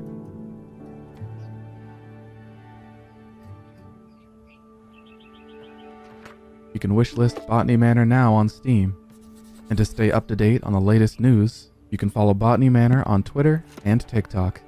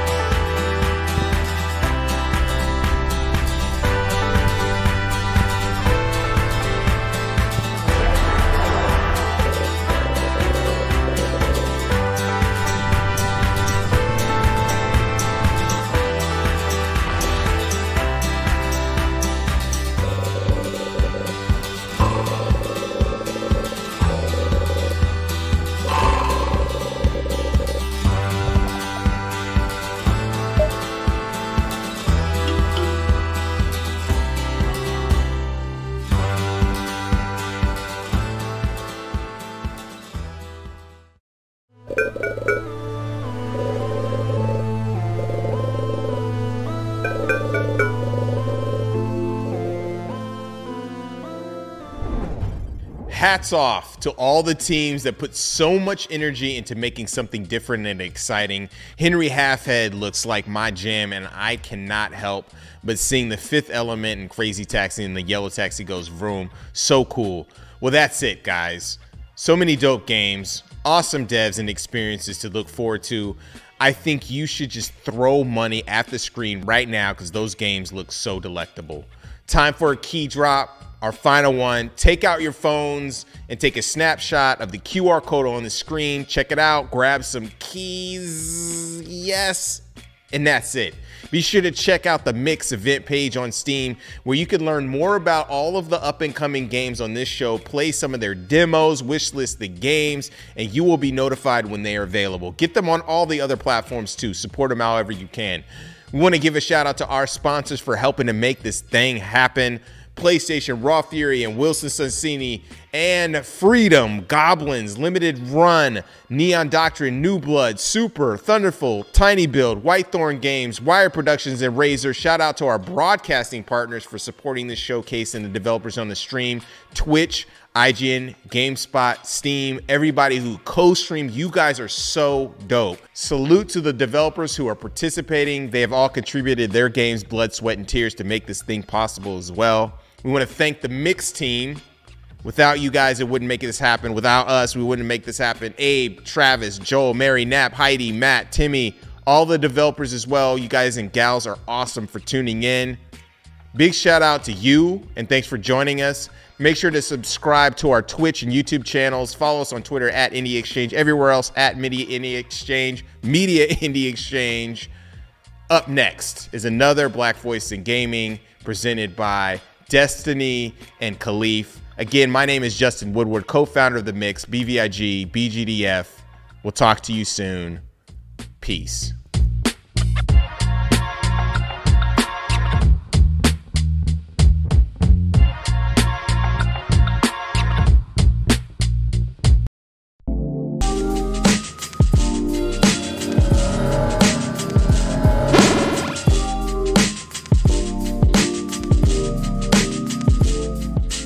What is up, my good people? If you missed it, we finished celebrating Black History Month with a special BVIG showcase. That as it may be, we couldn't leave you hanging in March. Let's just be real. BVIG is celebrating Black achievements in the game industry year-round. It was created in June of 2020 during the protests and demonstrations that united us worldwide. Black Voices in Gaming has gone from a showcase to a nonprofit organization that helps accelerate the growth of professional game developers. You might be wondering how. Well, our mission is to facilitate a space where game studio entrepreneurs can access funding, meet publishers, and connect with mentors to help them succeed. As always, it's great to be back here co-hosting Black Voices in Gaming. My name is Destiny, and I've literally always got something going on. But being part of Black Voices in Gaming is always something that I feel extremely proud of. You can also catch me at Level 1 Gaming, a minority-owned organization that focuses on gaming news, entertainment, and all things geek culture. But before we jump into today's amazing guest, I'm going to let my co-host introduce himself. What's good, everybody? Hey, Des, thank you so much for having me. Hey, everybody at home. My name is Khalif Adams. I own and run the award-winning Spawn on Me podcast, the premier podcast spotlighting people of color in the video game industry. Alongside that, I also run the Spawnies, which is a gaming award show that's here to give love to underrepresented devs within the space. Last but not least, I'm also a dev at Firewalk Studios and super excited to be here rocking with all of you here. And Des, it is so cool to be with you and all the folks at Black Voice in Gaming and all the fam out there watching. Yo, I'm excited. I'm so happy to see you. Like, we keep going in circles where we see each other, but being here today with you and like pre-recording and having talks and everything is going to be a blast. But before we get in, we always have to thank our sponsors, and I think Khalif is going to do great at that. So Khalif, who are our sponsors and who are we thanking? I mean, look, we got to give love to the crew. We got to give love to the sponsors. A massive shout out to everyone who came and contributed. First, we have to give love to our silver sponsors. We got to talk about our folks over at PlayStation. Massive fan of everybody who's doing that work over on the Sony brand. I know I just got my PSVR 2, rocking it in virtual reality. Des, how are you doing? How are you rocking with the PlayStation team? Oh my God, listen, I want one and I just haven't gotten it yet because I'm a little scared of virtual reality. You know, I might get in there and not want to come back out. I have been there. I've gotten there for sure. It has been a rough time staying in virtual reality because I don't want to leave either. But we got to talk about our other folks over at ID at Xbox as well. Wonderful folks over on that team, making sure that the indie space is getting the love that it deserves. What's up with you and ID at Xbox? Well, I just got my Xbox and look, I'm loving it. And also I'm looking forward to getting a Black Panther themed Xbox. Just if they have any in the background that they have any spares, I'm open. I have a space on my shelf ready for it. You're ready to Wakanda forever your way through all the games. Wakanda my way forever through all the games. You already know it. I love it. Last but not least, we also have from our silver sponsors, we have our friends from Riot Games. I have been digging into the new season of Valorant a ton, getting my butt kicked all over the place. But you've been rocking some Riot Games games? Listen, I tried out League of Legends when I lived in South Korea, and I will just tell you the skill, and I don't have it. I don't have the skill for League of Legends, but I do enjoy all of the things that they're putting out. The trailers, the female characters, like, is dope. So Riot, you've got a fan of me, even though I'm terrible at your games. As a former writer, I got to give them the big daps for all the work that they continue to do. And we also have our other sponsors in Raw Fury, Razer, and our friends over at Wilson Sonsini, giving us some love as well and helping our event go smoothly this year. So super excited about all of our sponsors. And yeah, Des, what do we got next coming up? So we could not do the show without thanking our broadcasters. I don't know what's wrong with me. I can't talk this morning, but that's right. Let's not forget them. We have Twitch Gaming, has been there from the beginning. IGN, you guys know what's up. They actually did like a roundtable with us last month to talk about the importance of Black voices in gaming. Huge thank you to them. We have Game Jolt. We also have GameSpot and Steam. Now listen, speaking of Steam, don't forget to check out the Mix event page on where you can learn more about Black voices in gaming titles, buy the available games, and add them to your wish list. Remember, wish lists are super, super important, so go do that. It helps the devs a lot. Not only that, let's talk about donations. Let's talk about merch. Let's talk about socials. Because as I said before, Black Voices of Gaming has gone from a showcase to a nonprofit. So listen, we're going to make it super easy for you. Get your phone, pull up the screen where you can like take a picture, grab those QR codes, and please, if you feel it in your heart, please donate. No amount is too small, and we truly appreciate all of your help. Also, check out our merch. Guys, we have some dope t-shirts. If you want to look fly, then you definitely have to get a Black Voices in Gaming t-shirt. Not only that, if you want to keep up with us, remember to follow us on BVI Gaming at Twitter. That's BVI Gaming, and Black Voices in Gaming on YouTube and Instagram. So now that we've said our thank yous, we've shouted out our appreciation, it's time to get this show rolling. Khalif, what do you have for us? Tell us a little bit about our first guest. Who's coming up next? We have a fantastic guest in Xalavier Nelson Jr. We're going to be talking to him about his game El Paso Elsewhere. Super excited about that game, which, you know, brings a lot of the fun Max Payne vibes that we've been waiting for and hoping for in a game that we haven't seen in a really long time. So excited to talk about Xalavier, and let's talk to him right about now. 98% of me is screaming in pain or exultation. Glad for an excuse to fall.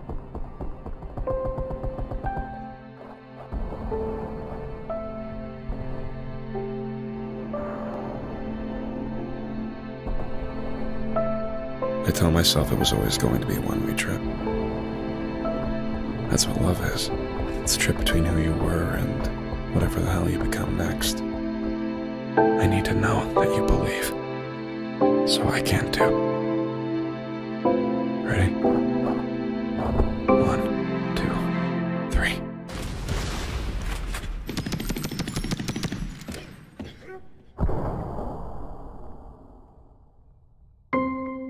My name is James Savage.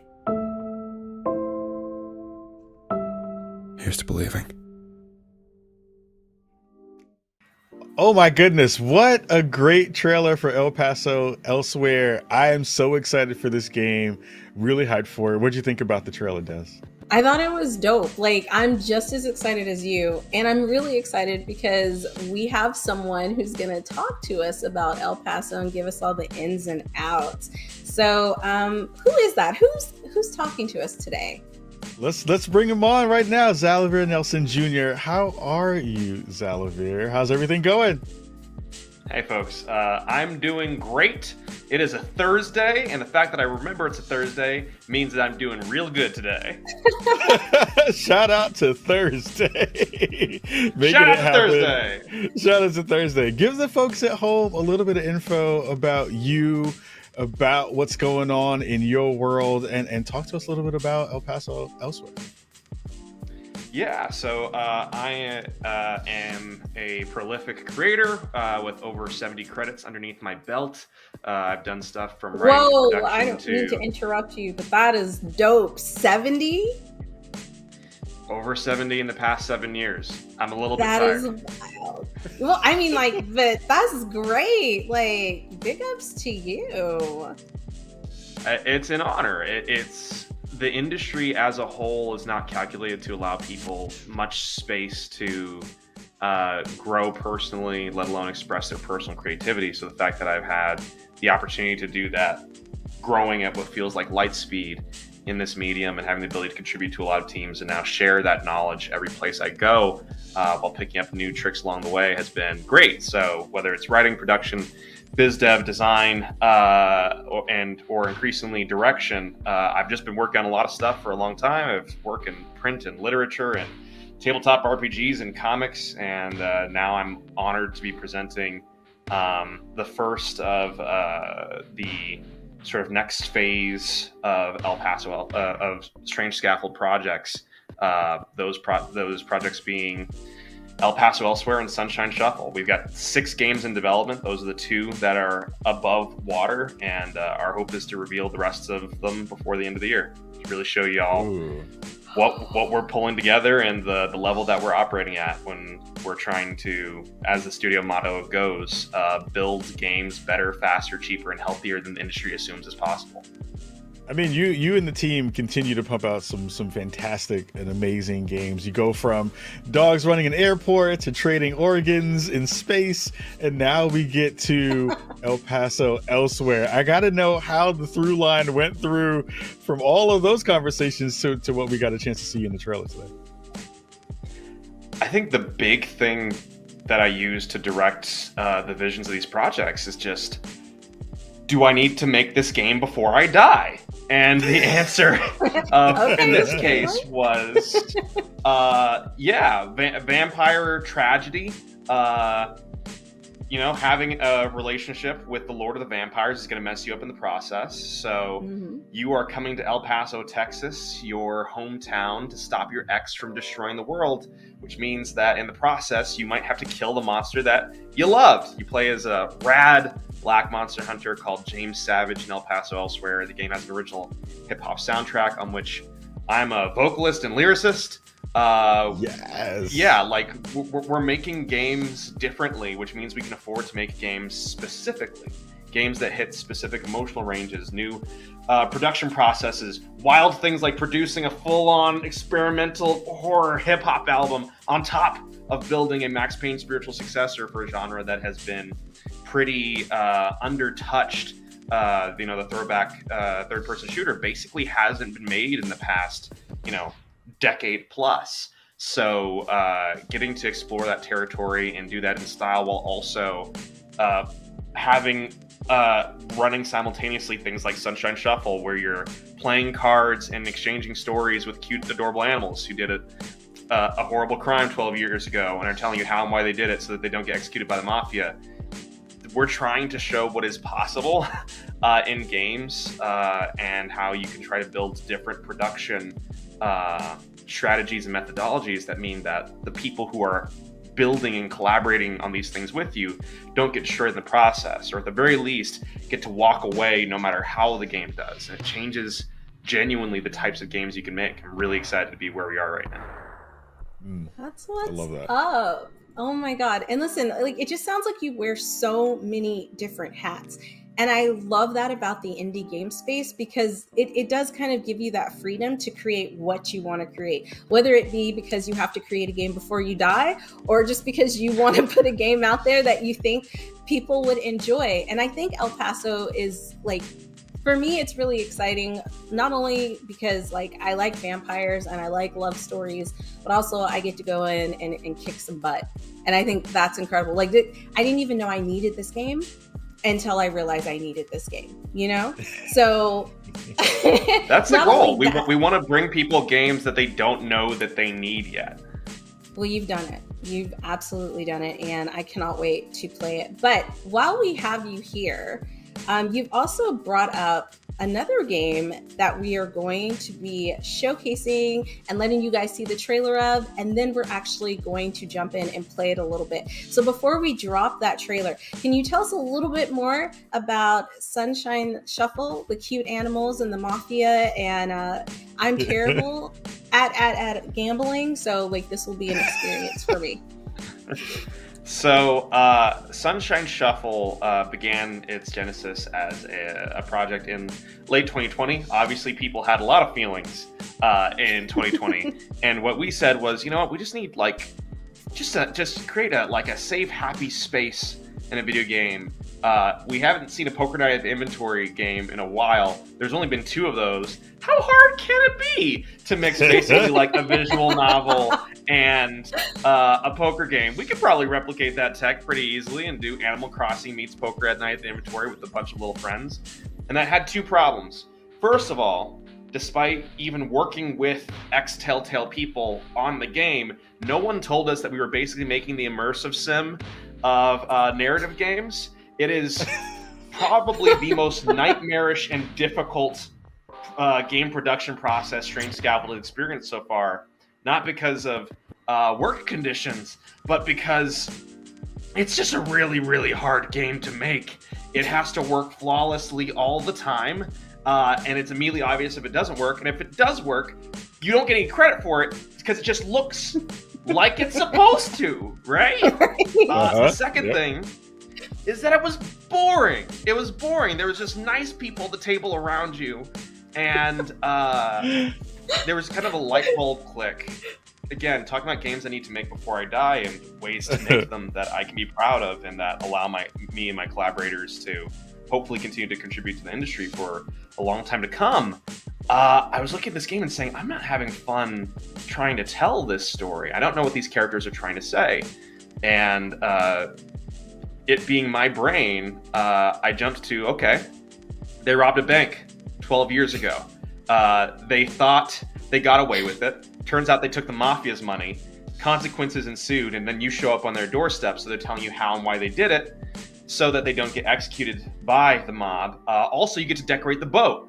And then all of these things start to click in terms of the game had teeth. It had something to say. It had characters that you could attach to and learn about and uncover the depths of in a really, really core way that made them feel like a cast in their own right. And you can still customize the boat. Now there's a little poof every time you buy an item or like a new deck of cards or some chips. So yeah, even if you don't know how to play poker, you get to unravel a fantastic story brought together by some really talented people with an all-original ska soundtrack by Ska-Tune Network. Jerry, Yo, yes. Let's go. So every I love game we're Ska-Tune. making has a huge every game we're making has like is taking these big creative swings with collaborators both that you've heard of and that you haven't heard of at all, and especially taking big swings musically because the games industry is full of cowards who won't fill their soundtracks with ska, and I'm excited to break that trend. I You're love so you with every funny. fiber of my being. Oh my god, I love of my it. being. Listen, you And- had and- me at customizing my boat. I can customize my boat. I can decorate my boat. Like, yes. But I'm sorry. It's technically their I need to cut boat, you but off. if you want to like repossess it, that's on you. That's Look, that's if I'm within your playing rights. the game, it's my boat, and it's gonna look the way I want it to look, and they're just along for the ride. Well, I know we have Get some it. world premiere. I know we have some world premiere footage. We're gonna check out the game and get some time on the sticks with it right about now. But also, hearing you talk about the game in that way, it reminds me of Heat, in the movie Heat. And I was just thinking, because of the animal component in this game, you needed a subtitle for Sunshine Shuffle. You could say Sunshine Shuffle, Dog in Heat. That would be kind of an amazing under. Listen, when you download the 18 plus patch, Oh my sponsored God. by Spawn on Me, Khalif Adams. I will pony You up get a that little- dough. And with You get a that, little folks, subtitle. no, we're not even going to continue the dog in the heat conversation. With that, we are going to go to the trailer. Here we go, everybody. Hope you enjoy it.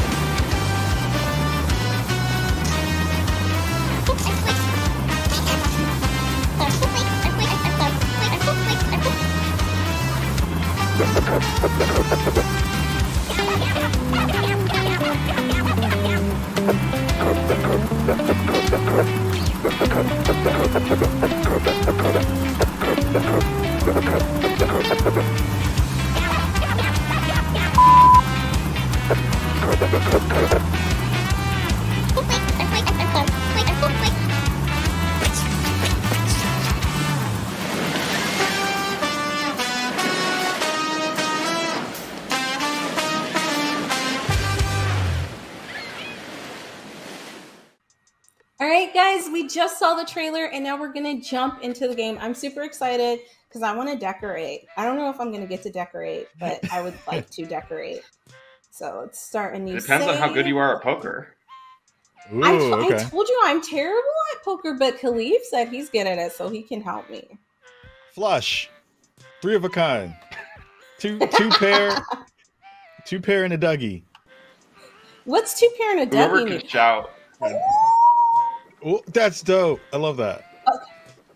Okay, so the new face. Well, not new to me, but we'll cross that bridge with the others when we get to it. All right, homie. I don't suppose you're in the mood to reveal this deal you've concocted. Maybe. Well, I don't mind. If you're getting polite, I'll just throw you overboard. It's a big ocean. Dang, threats already.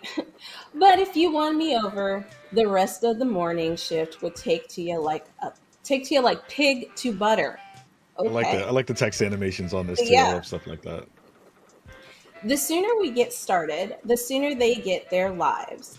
And the sooner I can get to know you too, mysterious investigator. I feel like he's hitting on me. Do you guys feel like he's hitting? I feel like he's hitting. You might be trying to get the digits. Speaking of, who are you? What do you want to? You know what? My name is D-E to the Z. Des. You guys continue. And I'm gonna be. Oh my god, can I be a cat? Okay, we don't have a lot of time. I'm gonna be a rabbit. I'm gonna be a frog. I'm gonna be a frog. This is the big. This is the big moral choices that we don't often get in games. I mean, look. It's so hard because I love rabbits and I love frogs too, and I didn't see a cat. So lovely. If you're sure about that, we can get going. I'm sure. I'm actually not sure. And this is one thing that we do to alter the formula for Poker Night: The Inventory is you could have dialogue options now. Guide the story a little bit yourself. I like that. That gives you more immersion. Okay. Without further ado, welcome to the boat that crime bought and love keeps afloat. He is totally hitting on me, guys. Okay, welcome to the SS Sunshine. Okay. All right. You hear the music change? Let's go. I love Skytoon too. So talented. Oh, this is so good. Oh, this is so nice. Oh, this is so good. I'm digging it. So talk a little bit about how it was to work with Skytoon. Skytoon was... Is it Skytoon? Skytoon? I think you probably have it right. Skytoon is incredible. Jer is an incredible collaborator and musician. We also worked with RJ Lake for the music on this project for some of the interstitial bits, but Skytoon was an incredible collaborator that kind of the DNA of good ska that you're hearing right now ended up permeating throughout the entire project. I'm really glad we got to work together. Those horns are hitting. So you might want to press B so that you close this. So I don't have to go through all that? Okay. All right. I'm ready. Looks like they're playing Texas Hold'em style poker. It is Texas Hold'em. Let's just get through like one round of this, like if we can. I have a 5 and a 9. So what do I do? Do I raise 20? Do I call 10? Do I fold? The pot is 25. Ooh, I want to hear Zalavir's take on how to play this hand. This is going to be good. I like this. Raise. It's a short life, and if you go bankrupt, they probably aren't going to do anything bad at like push you overboard or whatever. So just raise. Raise every time. That's what I do. Go big. Go big or go home. Good call. Hopefully. Yeah, I'm hoping so. Zalazar is the one who like told me to do it. Okay. Let's go. Animals have good banter. Let's raise again. Oh my god, I'm scared. This pot has already gone to 200. Yeah, no, we're probably gonna get thrown overboard. Andy just folded, so. We're at 280. Okay. All right. Dez is bullying the pot right now. We see it. We see it happening. Oh, this is a very bad hand for you to be so invested in. Yes, it is. You might want to fold, actually. So talk a little bit about the process, Zalavir, of you learning how to play poker while kind of going through the process of making the game. I kind of figured a 5 and a 9 would not be good. You know what I'm saying? So, okay, I fold it. Ooh, things are heating up. Yeah, but I fold it. So, like, now that's a good play. Okay, Billy. Did you learn a lot about the process of playing poker while making the games, Zalavir? My team did. It's been 2.5 years. We're close to launch now, and I don't know how to play poker. I learned like 7 separate times, and then I just forgot after a little bit because there was different parts of the project and things like El Paso Elsewhere to like go over to. And by the time I came back from writing a neo-noir love tragedy, I forgot how to play poker again. Well, I mean, look, it like, works that way. I think you guided me pretty well. I'm still on the boat and I didn't get thrown overboard. But guys, we are coming to the end because we are out of time. Please, please, please go wishlist this game. Go check it out because I can already tell I'm going to have a lot of fun and I'm going to learn a lot about gambling and I'm going to be a professional. And not only that, me and how do you say his name? Fidelius? How do you say him? Fidelius. We're obviously going to be a couple. So anyways, right before we sign off and I start like giving my digits out to this dog, can you let the people know where to find you if they want to find out more about you, your team, and what you've got going on? You can follow @StrangeScaffold on Twitter, on Instagram, and also on YouTube. We've got El Paso Elsewhere, a throwback slow motion shooter on the way, coming this fall, and then Sunshine Shuffle coming in the near future to PC as well as a mystery console. El Paso Elsewhere will be on Xbox and PC. You can wishlist them both now. And the important thing about Sunshine Shuffle is that even if it teaches you to gamble, it does not teach children to gamble. I'm not teaching children to gamble. Don't tell Steam or the FCC that I teach children to gamble. That isn't that isn't what I do. That isn't what happened. I'd never. You would never. Nothing. Like I'd the never. Cute animals or anything that would actually want to like, you know, get a child creative and want to play the game. That's not what you were aiming for there at all. And so Steam, we hope that you hear us. That's not what's going on here. But thank you so much for coming on and sharing these games with us. It was so dope. And I hope you guys are ready because we have some more amazing guests coming up soon. Absolutely. We have, and before we get to our next guest, I got to say, Zalavir, one of the best people on the planet. Super, super amazing. One of the best IG and TikTok games on the planet as well. But make sure you're checking out his TikTok. Super, super Loved fun his stuff, vibe. Loved super, his vibe. super You cool. only live once. You only live once. Raise. Only live once. Let's go over to our next guest. We have the man, the myth, the legend, and that is Hip Hop Gamer. Press start.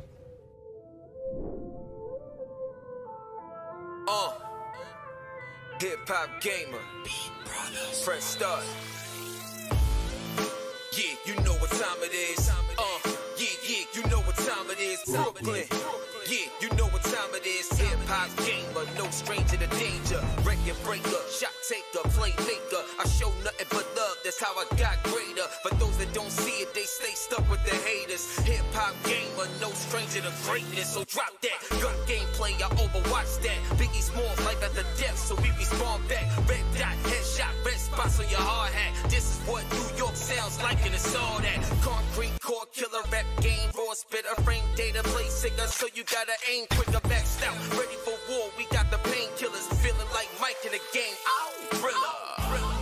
This is New York City, we the home of the gritty. Gotta feel me, put the game on.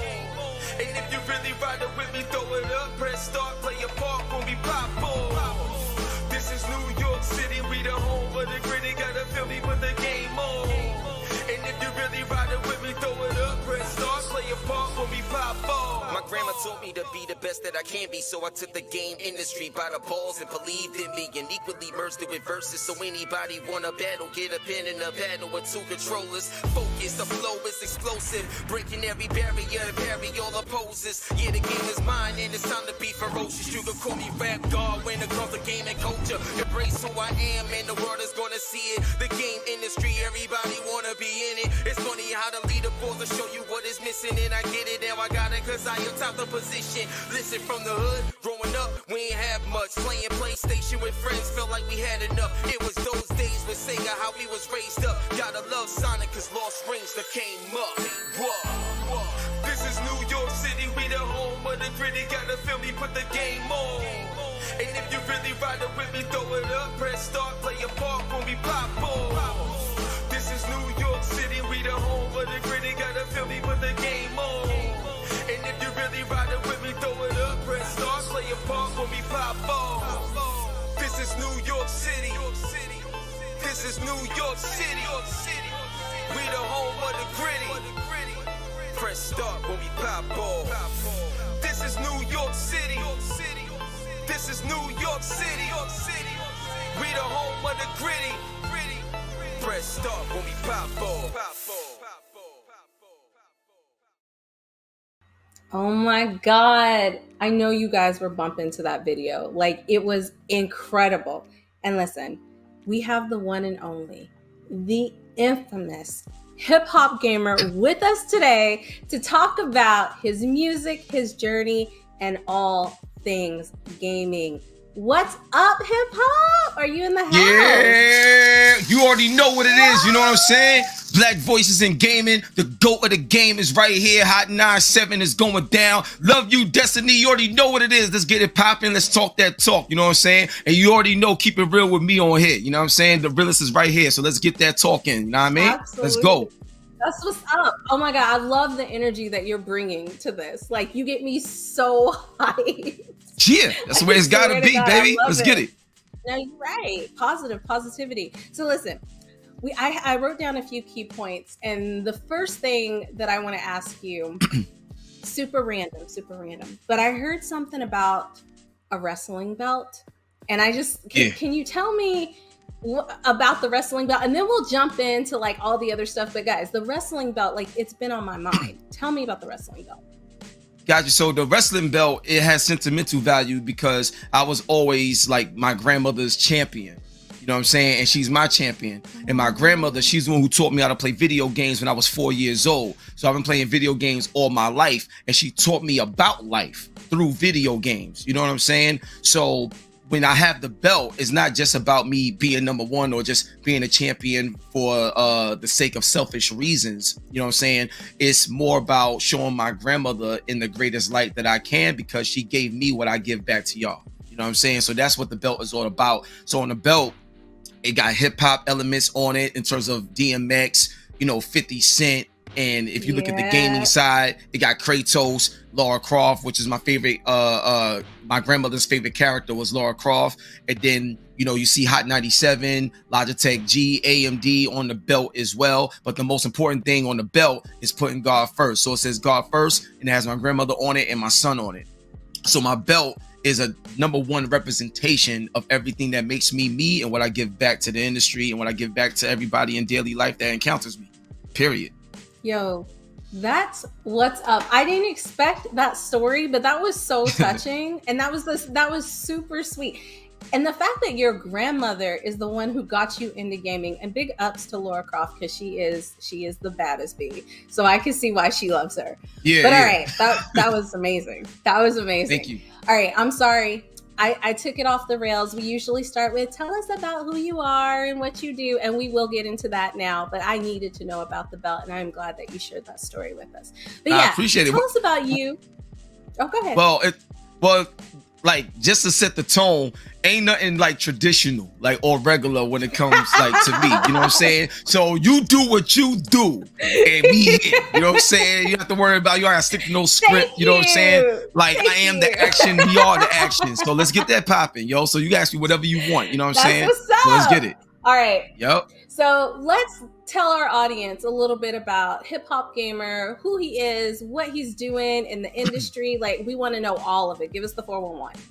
Got you. So the first thing is just with Hip Hop Gamer, you know, my goal is to be #1, period. Like, I don't call myself the GOAT of the game for nothing. And the reason why I call myself the GOAT of the game, because you can't be the GOAT unless you take the hits, period. So the thing is, if you date back to 2008, and stuff like that, that's when I first got into the gaming industry from a professional standpoint. Shout out to my man Torrance Davis, who had a website back in the day called thebitbag.com. He discovered me and gave me opportunity to go to E3 for the first time. And when I went to E3, yo, and this is 2008, yo. So when I went to E3, yo, that was the biggest game changer because I got a chance to understand the other side of the gaming industry. You know what I'm saying? See, I only knew it, you know, like how most of us knew it, just from a fan perspective, just seeing things. Now I get to understand how the bottom lines work. I get to understand who's in control, what happens, why things happen. And I just kept studying and learning and building up, you know, my brand by understanding how the industry works. Fast forward to today, 2023, you know, I'm the first game journalist to do a lot of things. And that's important to me, not just to be the best, but not just to be the first, but I want to be the best at what I do in the first. And if I'm not the first, I want to be the best at what I did, even if I wasn't first. So let's break it down. I'm the first gamer to bring gaming and finance together on the biggest spot ever. And that's the New York Stock Exchange with FinTech TV. You know what I'm saying? So that was a barrier breaking moment right there. That's one. Two, I'm the first gamer to bring gaming to radio in the form that I'm doing it. Now, I want to give a big shout out to my boy Godfrey, you know, Game Attack Radio, because I know at one point in time he was on CBS Radio doing this thing too, talking about games. So much props to him. What I'm saying is I'm actually the first ever officially nationally syndicated global voice in gaming on radio on all the biggest stations worldwide, because I'm partnered with AURN, which is the American Urban Radio Network. So that's the first time that has ever happened. I'm a character, different video games. I make songs for the games, and I'm really my name. You know what I'm saying? Like hip hop game, I'm really who I am. I'm a hip hop artist. I'm a gamer. Like I do this. So I think at the end of the day, as long as everything you do is authentic, and I never worked for anybody in the gaming industry. I always been independent, you know what I'm saying? Dame Dad status. So I always been able to do what I wanted to do, help people, and continue to grow the industry. So to me, just that much more of me, I wanted to set a tone that you can still show mad love, be positive, and you don't have to blow up by being negative. You don't have to blow up by doing clickbait to trigger people. You know what I'm saying? You could be mad cool, make mad money, and make an impact positively and stuff like that. I'm also a partner with the Board of Education. So I actually have a program called Playmakers, where we utilize gaming to teach financial literacy. We utilize gaming to develop character, because the slogan is character is your currency. You know what I'm saying? So one of my main things, Destiny, is everybody got their own fingerprint. You know what I'm saying? In this world, everybody has a one of one of something. I discovered what my one of one was. So at the end of the day, everything I do is exclusive to how I do it. So anything I attach myself to is going to get the victory, period. So that's how I operate. That's a little bit about me and some of the things that I've been able to break barriers on. No, I absolutely love that. I love the positivity and the energy that comes into that, because listen, I feel like growing up in our culture, being Black, like there's so many people telling us no, that it pushes us to be like, no, we're not taking no for an answer. And if you don't want to listen to me, I'm gonna make my own thing. And that's exactly what you've been doing. And I think that's incredible, because I feel like with Black Voices in Gaming, it is that platform where we're showing a lot of developers, a lot of content creators, a lot of business people who are out here making their own thing without, not saying that some people don't help them, but like really it's them. Like the brand is them. And I just think, listen, I feel like when people watch this and they watch you and they watch Jay and they watch all these developers, like it's really, really inspiring. Wow. And I am inspired, like legit. Like there's so many things that I want to do that sometimes I think we can get a little overwhelmed with, like, man, I don't know if I can do this. Or you hear no so many times, you want to give up. But you are literally, you and Red and Jay and all the developers we've had on, even Justin, you guys are some of the most amazing, talented, creative people that I have had like the pleasure of working with. And I want to see you succeed, because I know that when you succeed, you are going to be lifting up other people to help them succeed. And I think that's what's incredible, because it's not a selfish kind of like, I want to be number one. It's I want to be a number one so the next person can come up and be number one. Like I want to help everybody. And that's kind of what I get from everybody who comes on Black Voices in Gaming. But okay, absolutely. Yeah, absolutely. Like you got to pass the plug and help people out. You can't, you know what I'm saying? You can't gatekeep and stuff like that. You got to pass the plug. Now, what you do with it is, you know, that's up to you. Like, you know what I mean? But you got to pass that plug. So I'm with you on that big time. Yes. And when you said gatekeep, absolutely. We can't be doing that in our culture. We have to. The only way for us to actually make it to the top as a group is to help each other out as a group, which is why Black Voices in Gaming is so important. That's why we have you on here. That's why we've had Red on here. That's why Justin and Alfonso put this together, is because like we're here for y'all. You know what I'm saying? We're here for the culture, and we're here to be seen and to be heard. And listen, y'all are not gonna not hear Hip Hop Gamer. Okay? Oh yeah, facts. He is doing all kinds of stuff. Yeah. Yeah, like you ain't gonna escape me. I literally just came off the plane today from New Orleans. I was just on ESPN yesterday because we did a big program out there, and we performed on the actual court before tip-off for the Pelicans and Dallas Mavericks game. So, and even with that, we brought like 5 inner city youth kids that's talented in New Orleans and gave them their shine too. So we do this at the highest level, and we ain't just talking about it. I can show you everything, you know what I mean? And one thing I wanted to say, that before you go to your next question, one thing I wanted to say, you said that you know, a lot of times it can be overwhelming when a lot of people keep telling you no. A lot of people keep telling you no. Here's just words of, I'm not saying you got to do this, or anybody that's watching. Please. It's just words of advice, I would just say. But if people tell you no, you got to tell yourself yes. Period. You know what I'm saying? Like, and when you tell yourself yes, then you block out all the noise and go get it done. And then the same people that told you no is going to be asking you questions on how to be a part of your yes. Ooh, you understand what I'm saying? That was so good. Yes. Yeah. You know what I mean? And the thing is, everything I'm saying, yeah, like everything I'm saying, Destiny, I'm living proof of that. So I ain't just saying it because it sounds nice as a soundbite. Right. Like, you know what I'm saying? Like, I do this. Like, so at the end of the day, I want people that's watching this to, when people tell you no, that's fine. Because your vision is for you. They may not get it. That's cool. And it doesn't mean there's any ill will to it. They don't get it. That's fine. But if they tell you no, you tell yourself yes. Because later on, that no is going to want to be a part of your yes. Remember that. Absolutely. No, that's facts. And you're living proof, and you're living in your truth. And I appreciate that. That is some of the best advice that I've ever heard. Like it's short, simple, but like so real at the same time. So I appreciate that. I need that advice at times. So yeah, I definitely know that people out there will probably appreciate hearing that. And I'm all for it. So one of the questions I wanted to ask about, because we kind of talked about your wrestling belt, which was what I really wanted to know about. We talked about your gaming career. Let's jump into your music career, because listen, that video was fire. Like, wow, you are so talented. Yeah. Thank you very much. So you know what's interesting? So on the music side of things, just to give you a bit of the history, I wasn't always who I am today. You know what I'm saying? So I grew up East New York, Brooklyn, born and raised, you know what I'm saying? And that was a completely different environment for real. So what happened is they used to call me Jackal Flares back in the day. They used to call me Jackal.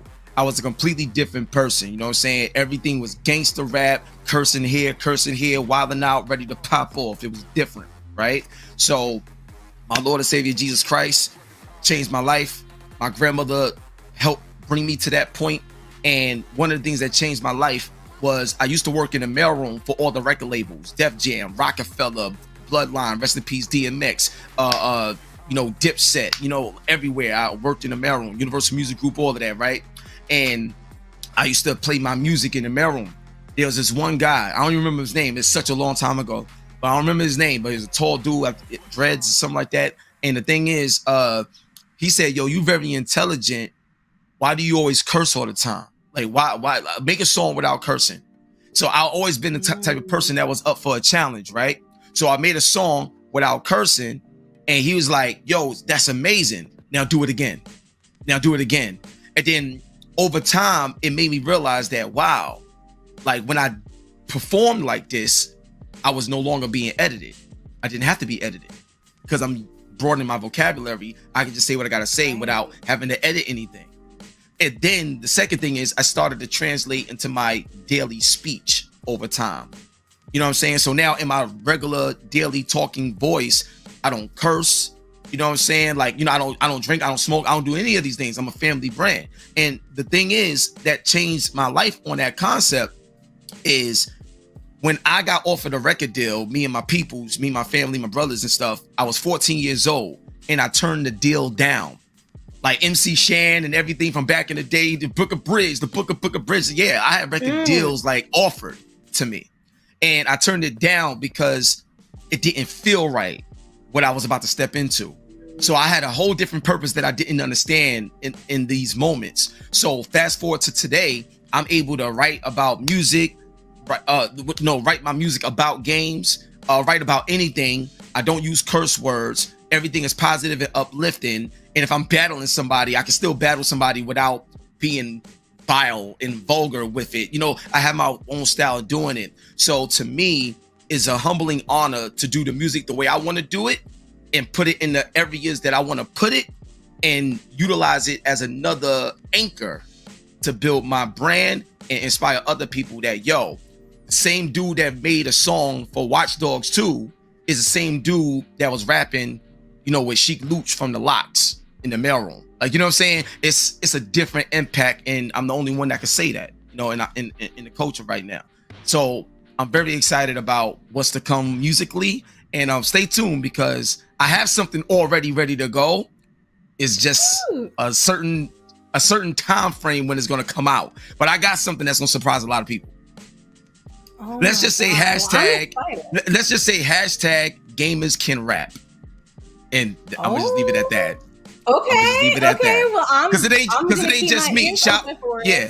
It ain't just me. Shout out to Mega Ran. You know what I'm saying? Shout out to my man Dan Bull. Shout out to, you know, Richie Branson. There's others, but gamers can rap. And you're gonna see something different. Oh, I'm excited. Because I mean, I grew up listening to rap music, so yeah, of course. Being a gamer and listening to rap music, I mean, like, you know, you'd be sitting there gaming and then you would have like DMX on, or you'd have Tupac on, or you have Biggie on in the background as you're playing. But having you be integrated into games like this is why I'm excited.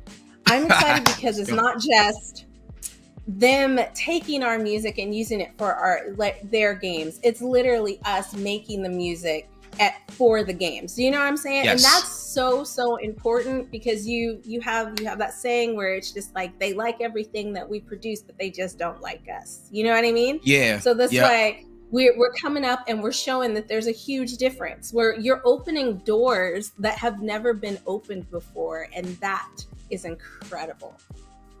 And I want more people to walk in, and I just want more people to walk in and elevate, because it's not.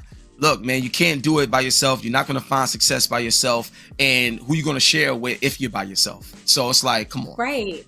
Let's get it. Right. And I think one of the things that's so important, and then we'll wrap it up, but you're not stepping on other people to get to the top. And I think that's really important. I think a lot of people need to understand that you do not have to step on people. You don't have to tear people down to make your path or to create your path to get where you want to be. And if you think you do, we literally have an example of someone who has not done that and is here telling you right now how he's done it, what he's continued to do, and how he's opening doors, hoping more of you who might be interested in getting into gaming, getting into music, can walk through. And yo, that's so amazing. Yep. That's amazing, because you don't have a lot of people who want to help other people out, and I think this is incredible, and I'm so happy that you know, it's crazy because people about it. Yeah, because a lot of times most people, they operate out of fear and scarcity. You know what I'm saying? So if you operate out of fear and scarcity, you may hurt someone not intentionally, but you thinking about yourself because you got to survive. And if it's me or you, then, you know, you're going to choose yourself and step on somebody else just to get something. And I think that's foul. You know what I'm saying? A lot of times people will put you against somebody just to be able to get further in your career. Then you got to ask yourself, where do you want your career to go? Because it ain't going to last long. Like, you can have a successful moment, or do you want to have a successful longevity, enjoyable career over time? Right. So you got to remember, like 2008, okay, 2023, and it's not stopping. It feels like it's just beginning all over again with all the stuff that's going on. Now, secretly, there's a lot of people that like I helped out, put in position, and there's a lot of people that have benefited for things that I told companies to do, period, because it's like y'all helping them to your benefit, but what about helping them to their benefit? It has to go mutual.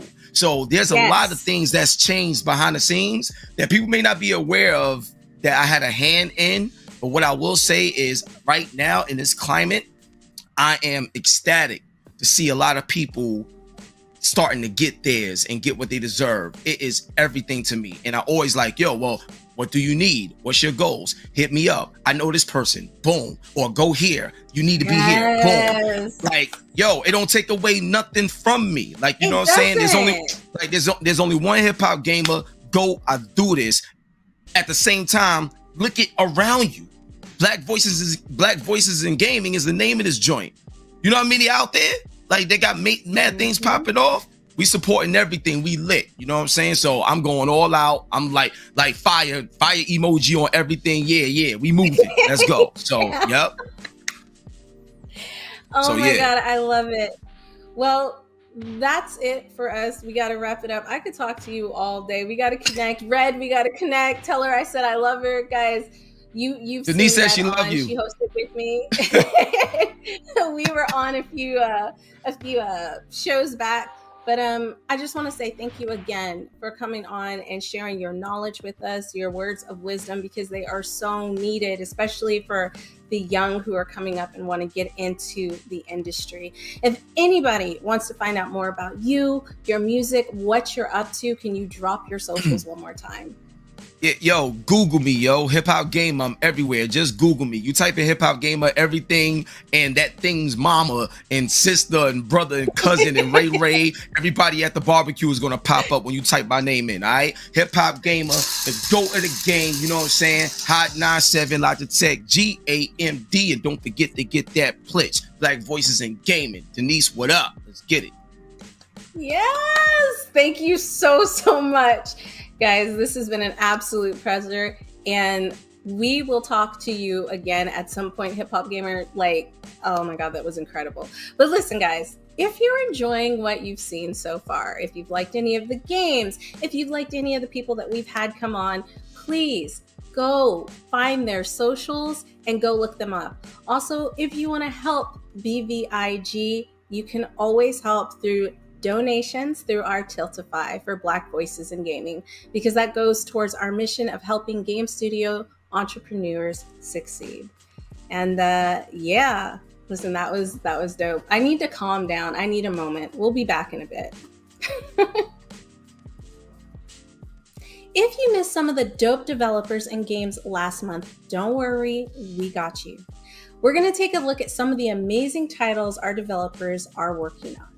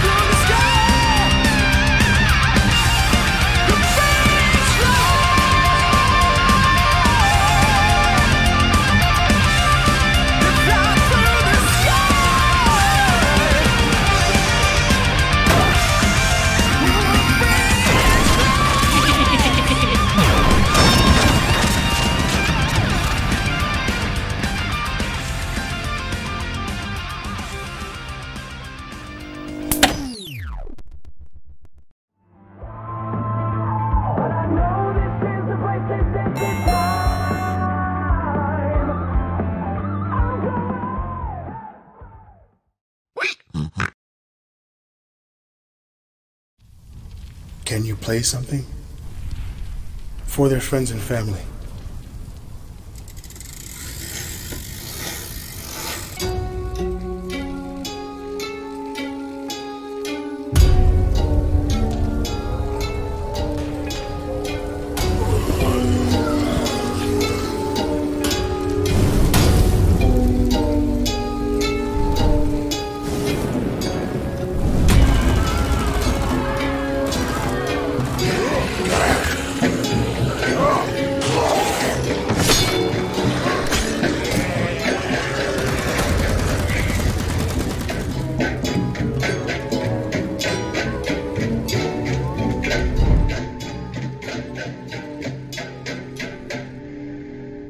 Your distraction machine. Will it save our people or lead us to ruin?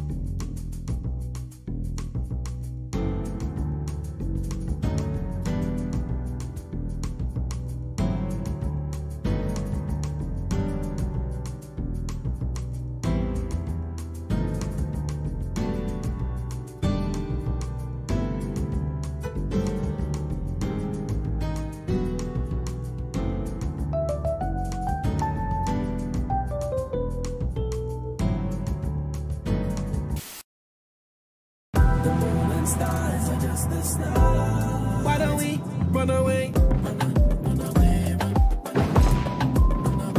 run away, oh. Why don't we run away? Run away, oh. Take my hand and let's fly away into the night sky. They must sit and now watch as we fly by. Locked in on the whip like a drive-by. Baby girl, you know we got the right vibe. Hey, I wanna disappear. I wanna know if you would follow me there.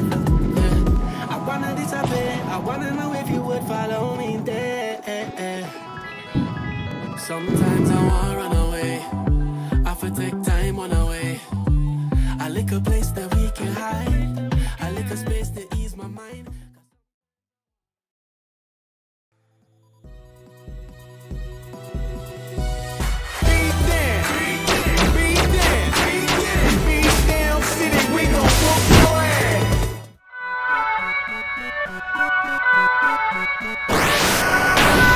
Moneybags News Network proudly presents your #1 source for your current events. Of course, with a little of my commentary sprinkled in. Oh, we got a guest today. Before I bring him in, what's up? Beat down city still wildin'. Run by some tyrants whose lifestyle the foulest. Law enforcement so childish. Knowing it's wrong, but they won't do a damn thing about it. President's gone, a victim of kidnapping. We keep screaming and still nothing happens.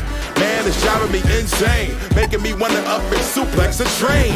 Anyway, when we get back from the break, we gon' meet someone who has something important to say. So grab a little snack or something cold and just chill to the next episode. Come on.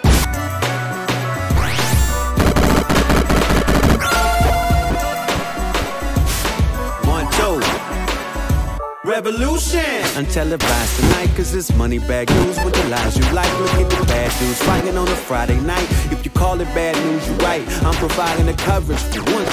Tired of rubbish, and my foes getting wise to the lies they publish. Conflicted interests, some conundrum. They run from the source where the funding comes from. You know what really grinds my gears? When the president disappears, ain't nobody saying shit is weird. We gon' make it all crystal clear with baseball, baskets, and spears. I got the key to the sound, the beat down. Rage unlimited, reach down. I'm standing on mine, 2 feet down. We could be down, brawl to a pull apart. Mess around there, find out Boulevard.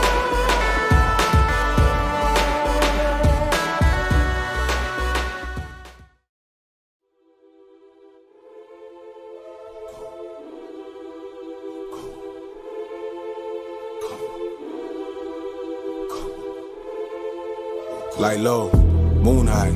I can see you home through a fog light.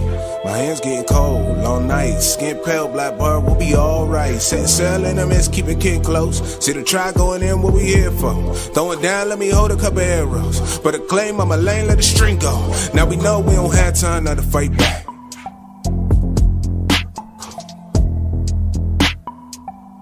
Breathe. We don't have time now to fight back.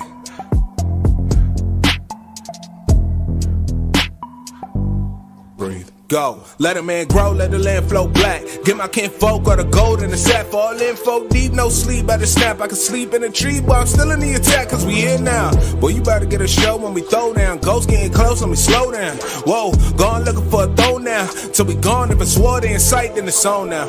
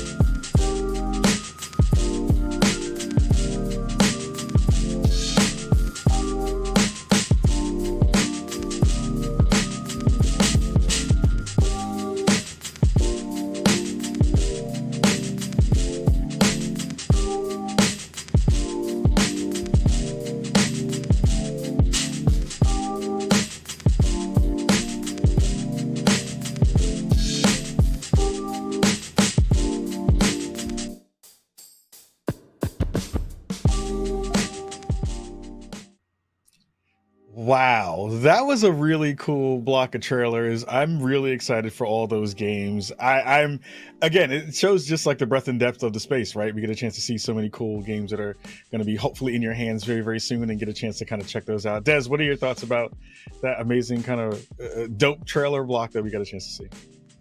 Listen, I'm always super excited to see any of the games that Black Voices and Gaming are showcasing. And I know we got to see a trailer for a game that we are going to be checking out in this next interview, which I'm super excited about. Who are we checking out in the next interview? Because I know you know, Khalif. Like, tell the people. Absolutely. We get to bring our friend Joseph Hooker to the stage to talk about Trigger and talk about this wonderful game that's coming into the space. Joseph, let's welcome you to the stage and get to hear more from you about all of the work that you're doing in the space and how you got here. Yeah. Hi, I'm Joseph Hooker. I am a developer out of Oakland, currently working on top-down arcade shooter. I started out just as a kid in high school, making video games as part of a social outreach program. And I got hooked up with Justin along the way, and he's been helping me hone my skills and make releasing this a reality. So I'm super hyped for this because this fills all those kind of aesthetic needs that I have. This reminds me of so many games that I played as a youngster, and now, you know, kind of being a little bit older and getting a chance to get some of those retro vibes. Talk to us a little bit about Trigger and how you thought about this game coming into the space.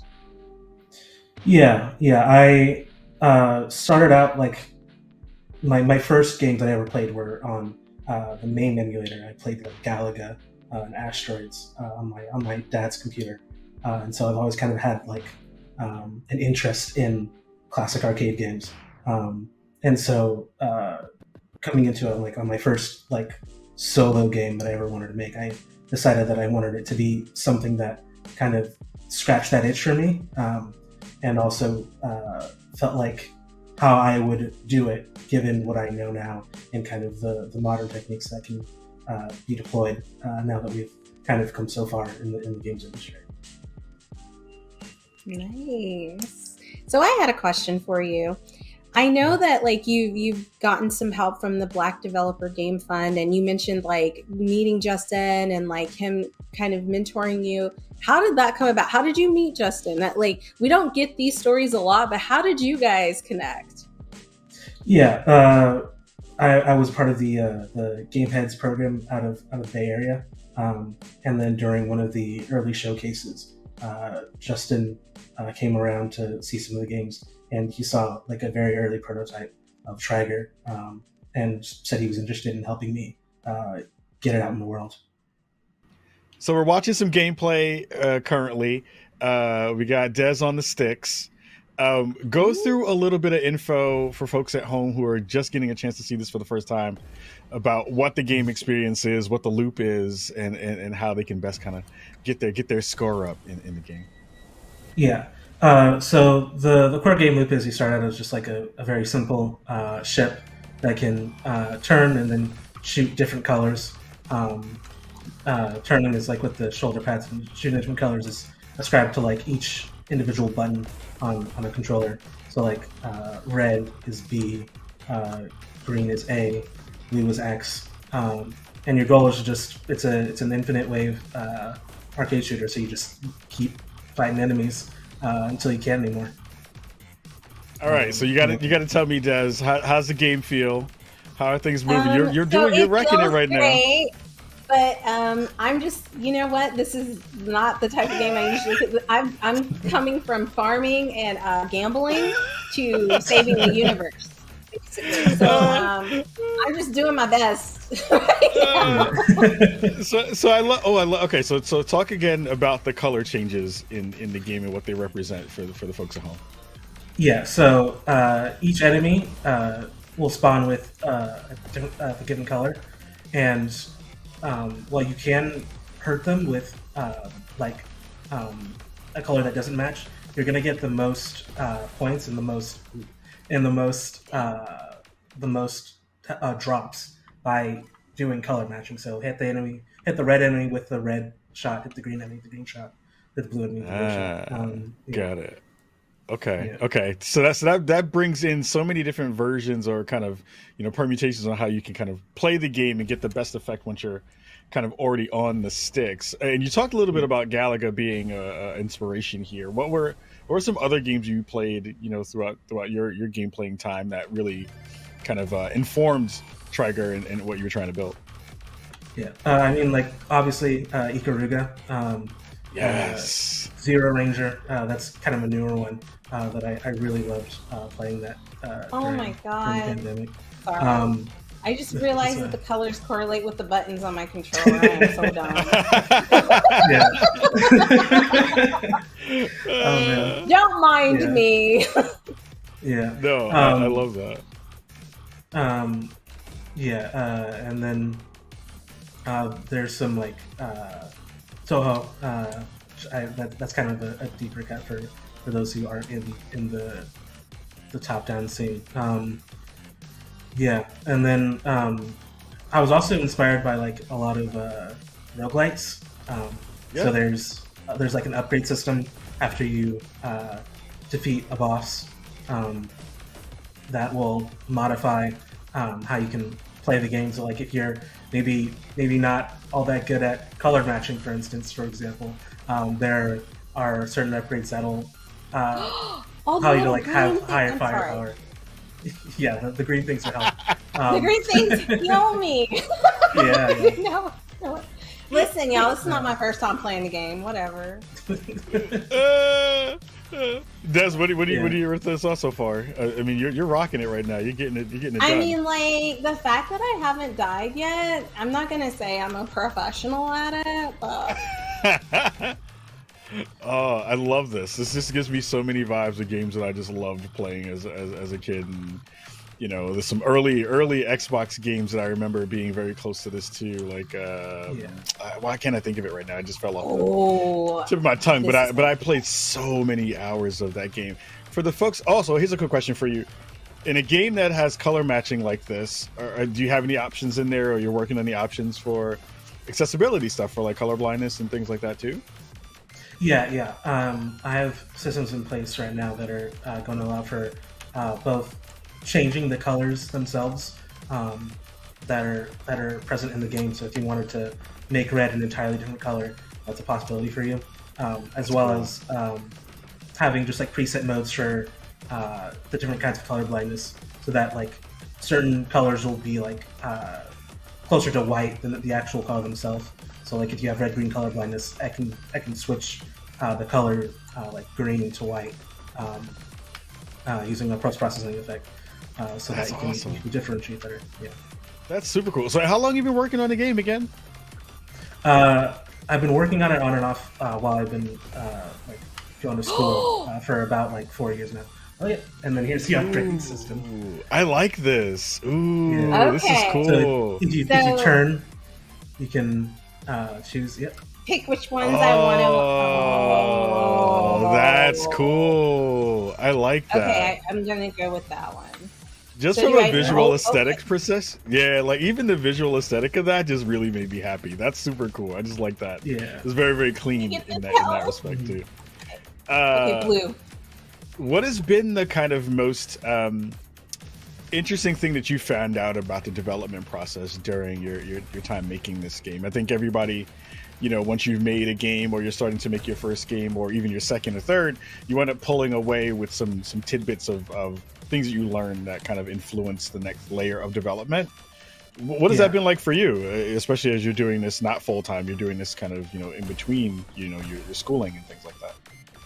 Yeah, I learned that it's very, like when you're working on a game like this, it's a lot about like what you don't include than what you do include.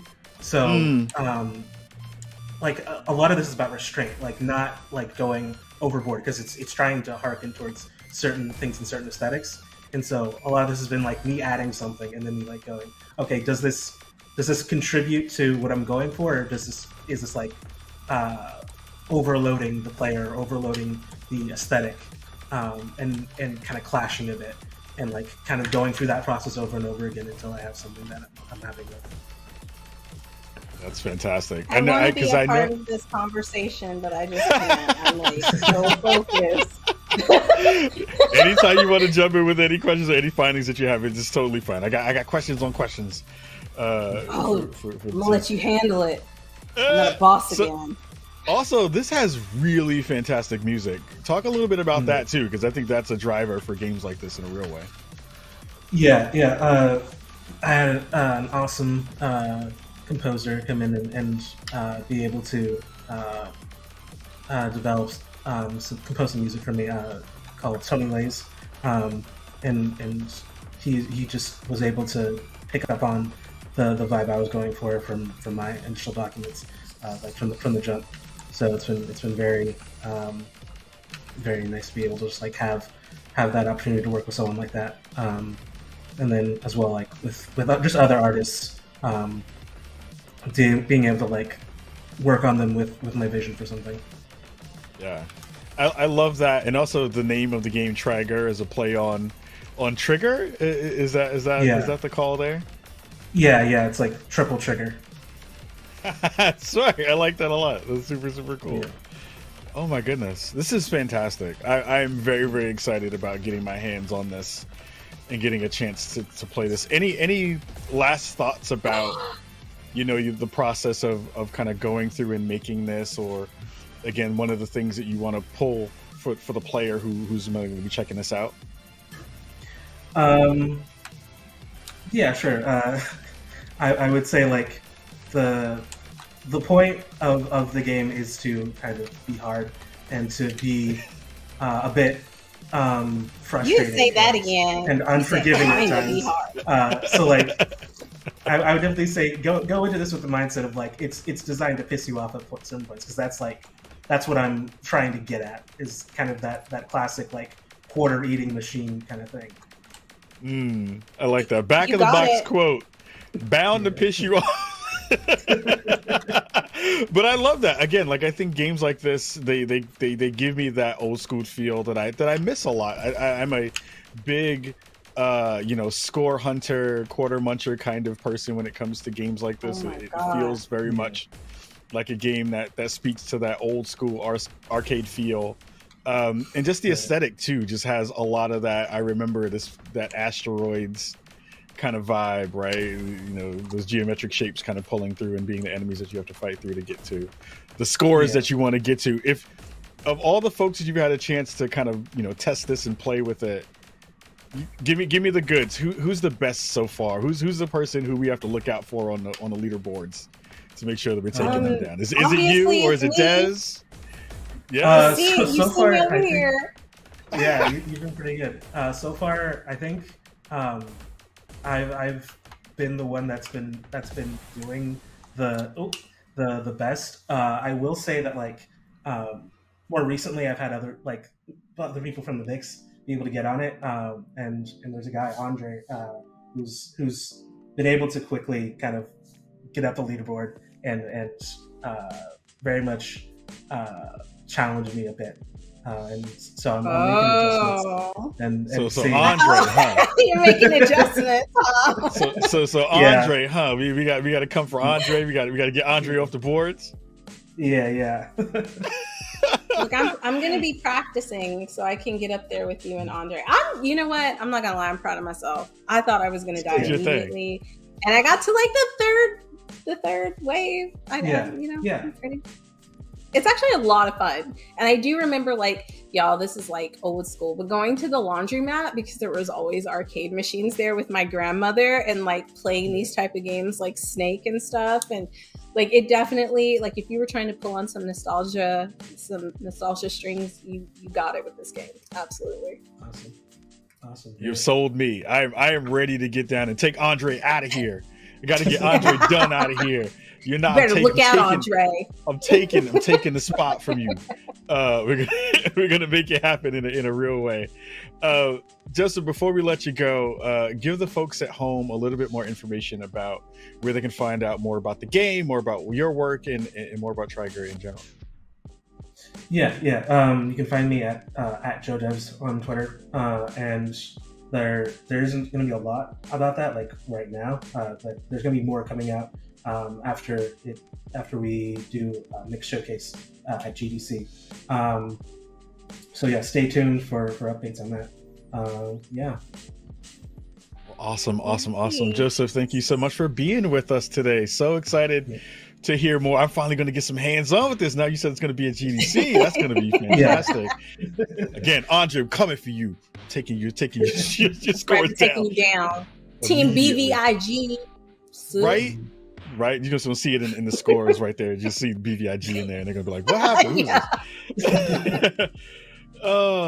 Thank you again, Joseph, for rocking with us. Dez, any other last thoughts for Joseph before we let him go? Listen, I think this game is incredible. I had a lot of fun. When I first started it, I was like, oh man, this is not my type of game. I'm gonna embarrass myself on screen. But no, it was fun. And just, proud of you and your creativity and the work that you put in always.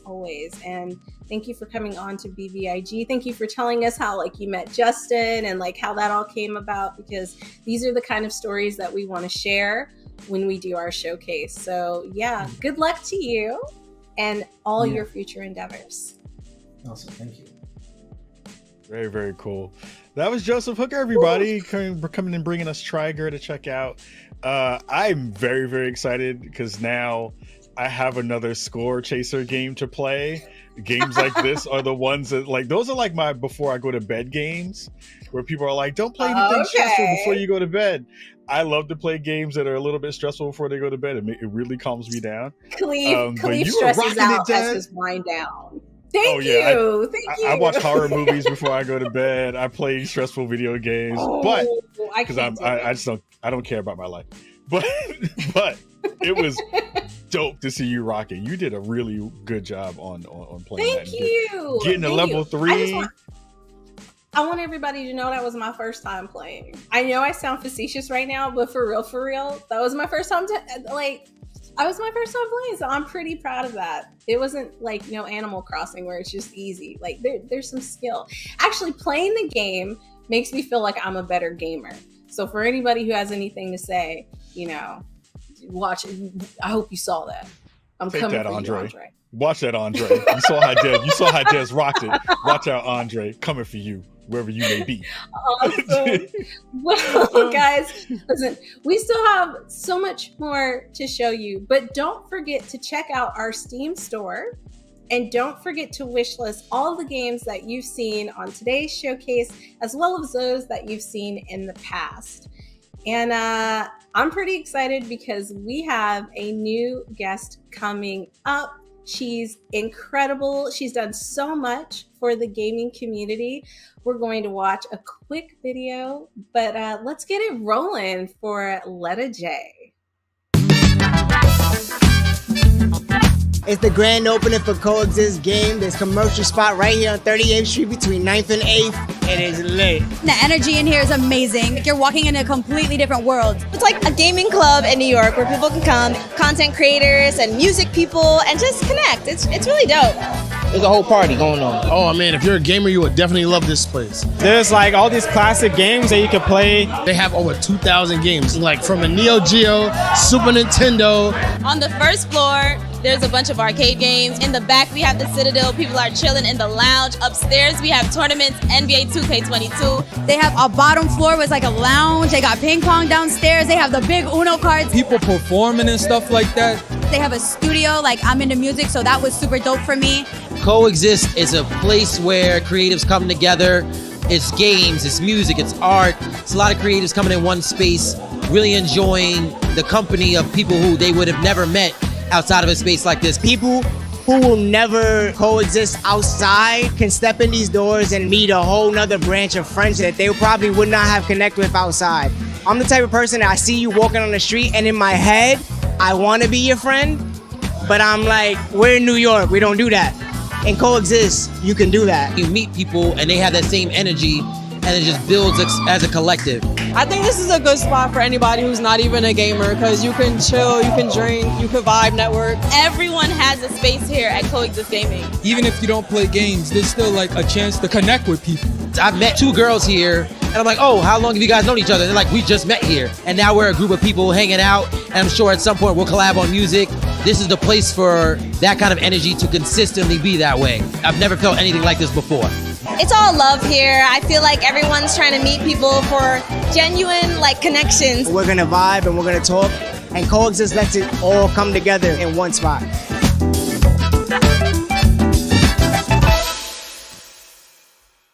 Oh, also you have people that will bust my ass in Smash Bros, so that's too.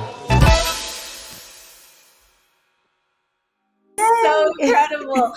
And I know you talked about touring in Japan. I used to live in Korea for like 5 years, so I've been to Japan a couple of times, and like just I totally understood what you were talking about, walking in and just losing yourself because there's so much going on in those spaces. And I think one of the places I went to was in Okinawa, and it was like this gaming bar. So when I saw Coexist, I was like, yo, food, games, people who look like you, which is so important. Loving the same things you do is just, I love that you're putting this together. I can't believe you're putting, listen, I was excited about Coexist, but now you're saying you've got a magazine coming out with cosplay, and that's really important just because I feel like Black cosplayers don't get enough recognition. And they get hated on a lot for cosplaying characters they like. And it's just ridiculous. So I love that you're showcasing that. Can you tell me a little more about this convention? Because I want to go, and I'm sure everybody else who's watching wants to go. So please, like, give us more details about this. Of course. Well, so, I mean, one of the biggest milestones that I've reached is bringing, we ended up having 3 locations in Brooklyn, and they were all residential spaces. So literally 2 duplexes and a townhouse, because we kept outgrowing them, but they also serve different purposes.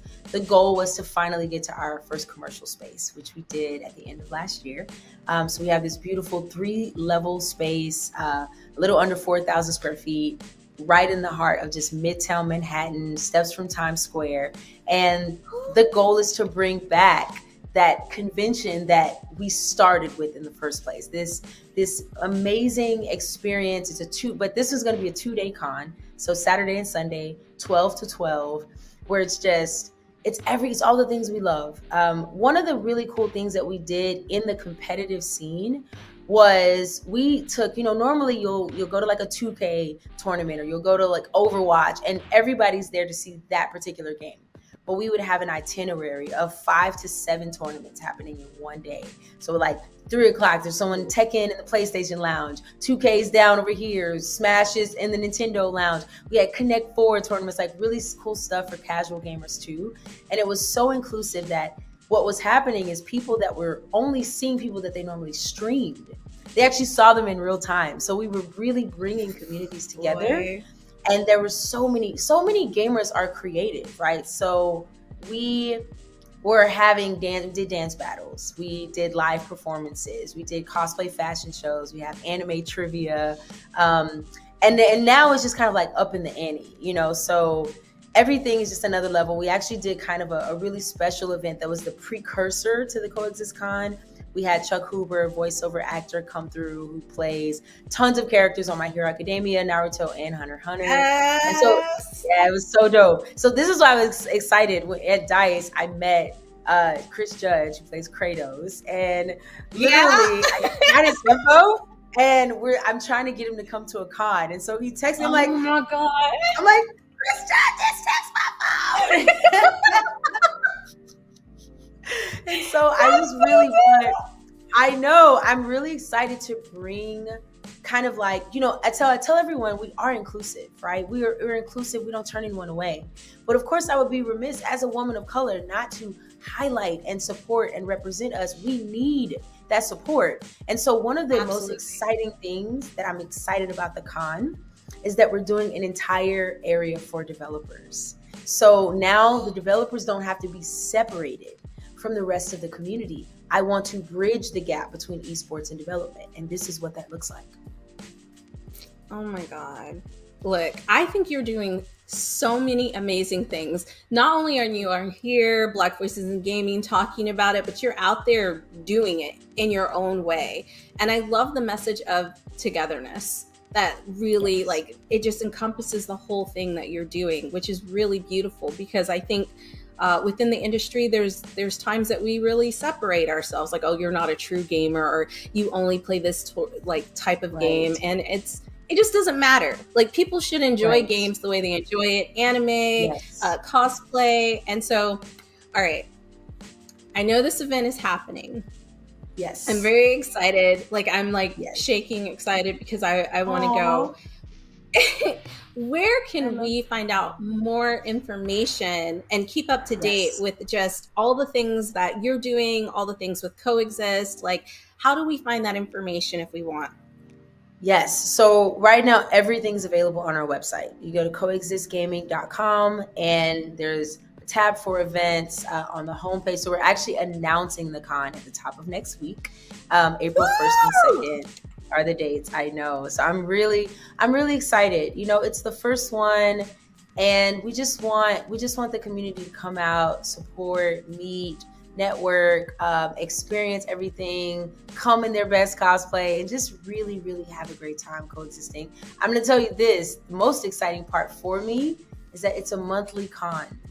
So every month we will literally be hosting a 2-day con. So it's just a really dope opportunity to continue building community like we always have. No, we shouldn't have to wait once a year, right? We shouldn't have to. And I love that you're doing it once a month, because I think that just makes it accessible, which is really important, right? Because not everybody can go at a certain time of the year, but if you do it all year long, that's incredible. Because when you said April, I was like, how am I gonna make this work? But now that I know, I'm so excited for it. Listen, I want to tell, I know we don't really know each other, but from this point on, you're about to be bestie. You're going to be in my top 5. Clearly. Yes. But I want to say, from one Black female creator and being in the industry, how proud I am of your successes, and that I truly, truly hope that you reach all the goals that you want to reach, because I can see right now that you're not just doing it for you, you're doing it for the culture and the community, and there's just not enough of us doing that. So I am super proud of you. Thank you so much. And I just think that's incredible. Yeah, no. But guys, listen, please, if you want to find out more about the cons, which she just dropped, they're happening once a month, so this is incredible. And you want to find out more about Coexist, or you just want to find out more about Letta and her music, which I'm gonna jump on in just a second, because I do want to talk about your music. That is a huge part of your life. Do not forget to check out their website. So before we wrap it up, can you tell me a little bit about your music journey? Because I know we've talked about coexisting, but I feel like music is so ingrained into Black culture that like we have to talk about that. I could not I couldn't end the interview without you telling me a little bit more about your journey in the music world.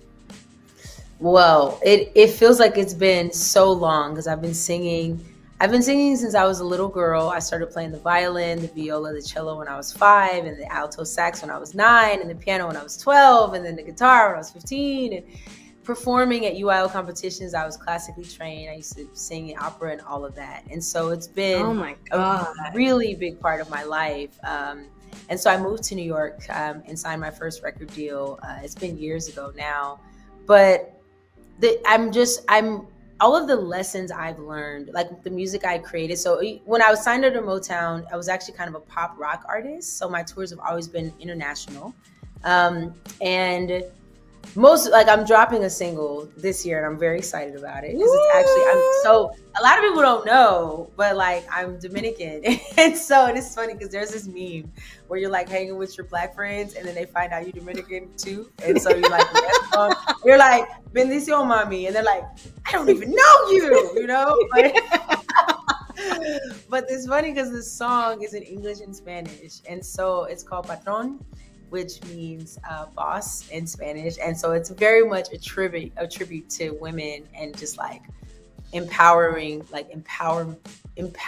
boss. I don't know if we can curse on here. I was about to say empowering boss, please, but boss big. No, I know. You know what I mean? Exactly. But just everything. And it's like, it's a very powerful song lyrically, even though it's in English and Spanish. And it's something that I just want, to just kind of, it's like where I'm at right now. And so I'm excited that I feel more free musically than I have, because record labels are changing, but they are just not the most supportive of your creative journey in terms of, it's just a tough game. And so every creative wants to be able to make a living off of doing what they love. But you don't want to have to deal with men who abuse their power and their positions of authority. And it is a really unfortunate part of that industry. So I sort of set out on this path to just create opportunities for people through music. And thankfully, gaming allows me to do that too. So I created our Coexist Music Monday program. It's kind of interesting how I literally redirected everything I love into gaming, because gaming is like development particularly is as creative as it is technical. So I get to be an engineer, I get to be a recording artist, I get to be a competitive gamer, I get to be a chef, I get to be a som, I get to be all the things that I am unapologetically, authentically, and I get to show other people that they can too. And that's my life's work. It's the most fulfilling thing to me in the world. I'm really grateful. That's what's up. Oh my God. You are just a jewel. I'm so serious. I wish I could talk to you for like ever, but I know we're gonna have to talk offline. Yeah, we're gonna have to talk offline because I want to help however I can, because I'm all about representation and inclusion. Letta J, thank you so much for coming on today and sharing a part of your journey. Guys, do not miss out. Go check her out. If you don't understand how dope she is just from the 20 minutes you got to listen to her, I don't know what to tell you. But yeah, thank you so much for coming on, and don't be a stranger. Yeah, I won't. We out here. I'm gonna see you at GDC. We vibing. I love it. We coexisting. You know the energy. Yes. You feel it? Guys. I feel it. But it's like, listen, I grew up loving Jim and the Holograms, and I totally felt that right then. Like, the synergy is there. But before we drop off, really quickly, one more time, where can people find you? Drop your socials so we can keep up with what Letta J is up to. Yes, so you can hit me directly at Letta J Music. That's LETTA J Music. But of course, you need to follow everything Coexist. So it's Coexist Gaming on Instagram, Coexist Gaming GG on Twitter. But if you go to our website, all of our links to all of the platforms are actually at the top and the bottom of the website. We'd love to coexist with you. Pull up, holla at your girl. Let's keep the progress moving forward. That's what's up. Thanks, Jay. Well, we will keep going. Jay has been such an incredible guest, and we have more guests coming up. So, actually, we don't have any more guests coming up. We saved the best for last. Aww. You are actually our last guest. Oh, well, I love that. I'm honored, and I had an amazing time. No, thank you. All right, so guys, we're about to do our wrap up. We're going to bring Khalif back, and he's going to help me out as we basically end our show with a banger. So we'll see you in just a second. Yo, that was incredible. I'm always super amazed at the talent and all the hard work that goes into developing these games and just making moves in the industry on their own. Like, that's Jay's story with like Coexist is incredible. I want to go to New York. Like, I'm in Tennessee. We don't have that here. Khalif, tell me, what did you think about the show? What did you think about our guest? Again, it's one of the things I love about BVIG is that we get a chance to see all these amazing devs and all these folks from all these corners of the world talk about their experiences and how they're making games better. It is one of the best things on the planet, and just so excited that I got a chance to be a part of it and rock with all of you at home. Jay was amazing, Zalavera fantastic, Gerald continues to kill it with everything that he does. So we had a really banger of a show today for sure. We really did, and that's what's up. And you know what, before we go into thanking everyone again, I want to thank you, the viewer, and those of you who have taken the time to donate to our Tiltify. It means so much to us. Like, we really, really appreciate it.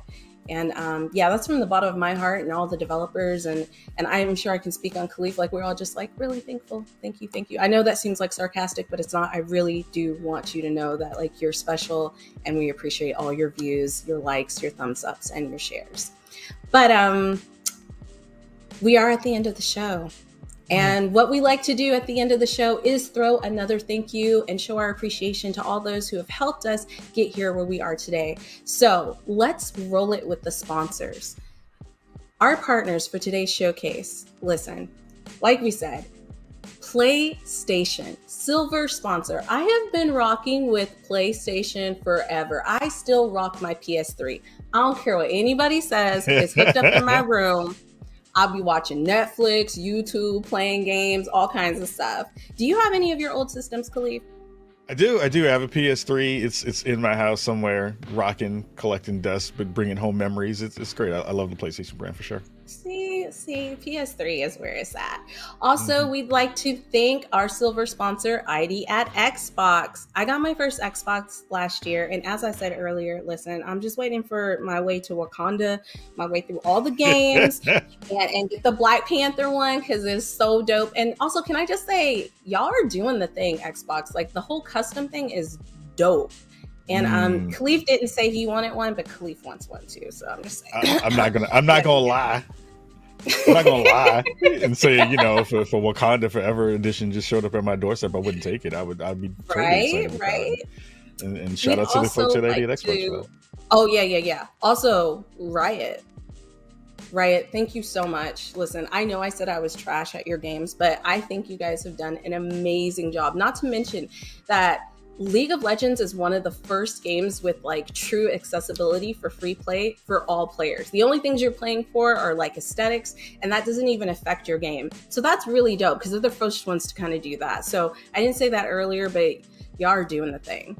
Also, we'd like to thank our other sponsors, Raw Fury. We couldn't do this without your help, Razer. If you love PC gaming like I do, Razer's easily in my top 3. And Wilson Sonsini. Listen, every time I say that name, I get really hungry for pasta. It just rolls off the tongue. But they're a legal firm looking to get some action in the video game sector. And listen, we welcome you because we need that. As we're growing, we definitely need people who are helping us legally. We also want to say thanks to the Mix team and Media One. They have continued to break barriers and build a foundation for indie developers, and it's been an amazing journey to watch. But Khalif, I know you wanted to add some stuff in here, so I'm going to throw it to you. I've talked too much already. I mean, we got to give some love as well to our broadcasting partners because they help us bring this show to all of you at home. So we have to give love to our folks from Twitch Gaming, IGN, Steam, GameSpot, and GameJolt. It is fantastic to be able to do this work alongside all of them. If you are watching the show right now, please go check out our Steam event page as well. Don't forget to check that out at the Mix event page on Steam, where you can go and learn more about the BVIG titles. You can buy some of those available games, or you can add them to your wish list as well. And wish lists help the devs a ton. So make sure that you go and add the games you might have seen today on there as well. And before we go, we got to talk about all the wonderful folks who are donating and giving us some love on the merch and social sides. One of the amazing things that we get to do here at Black Voices in Gaming is that, you know, we go from a showcase to a nonprofit. It's been great to kind of build this out and get bigger and be able to do that work, which is helping so many developers reach their dreams and creating and releasing their own games. So if you want to help and support some of the devs that you've seen and some of the games you've seen today, please go check out our other showcases and be sure to go over there and go check out the BVIG Gaming Tiltify page as well. So make sure you're donating on that side of the fence too. If you want to go out and get some more dope drip too, you got to go check out the BVIG shirts. I need one in a 3X. I need that because I'm a chunky boy, so I got to get that into the mix as well. So if you want to go to the merch spot, go check that out as well. And before we go, if you got to give us some love on socials, give it up to our friends over at BVIG. The family is here. You can follow Black Voices in Gaming at BVIG Gaming on Twitter, at Black Voices in Gaming on IG, and everywhere else. You can go check out the work that we do at blackvoicesingaming.org. So, Des, it has been so dope to be able to do this with you. I have to give a massive amount of love and shout outs to the entire BVIG team for letting me rock today. You know how much I love working with all of y'all. I want to continue to uplift as many folks as we possibly can. So thank you all for having me and doing it for the culture. I'm just honored to be, you know, in the mix, you know, pun intended, in terms of all that, how that goes. And if you want to catch up with more of the work that I get a chance to do in the gaming space, please go make sure you check out Spawn on Me. We're on all podcast platforms as well. Check out at Khalif Adams on Twitter. And yeah, we have our 3rd annual Spawnies Awards. You'll be able to see that in early 2024. So make sure you're checking that out. Nice. I'll be there. I will try to be there. I want to be there. But folks, that's it for our showcase today. But before we go, like I said, I wanted to thank you, the viewer, for being here and rocking with us. I hope you enjoyed yourself because I know Khalif and I had a blast introducing some new games, developers, and people making moves in the industry doing their own thing. If you saw a game today that piqued your interest, be sure to go wishlist it. Follow the developers and our other guests on their social media platforms and hit us up and tell us what you thought. Remember that BVIG isn't just a showcase, but it's now a nonprofit. So if you'd like to support us and the developers, head on over to the Tiltify and donate. No amount is too small, and we truly appreciate it. You're helping us to make sure that Black developers can be seen and heard. Representation matters, and that's why we're working so hard to make sure that you see us and you hear us. As always, it's been a pleasure. My name is Destiny, and you can find me at DMBC32 over at Twitter, or check me out over at Double XP, which is a podcast at Level 1 Gaming where I'll be chilling with the family. Thanks so much for joining us today. Happy gaming, and we'll catch you next time.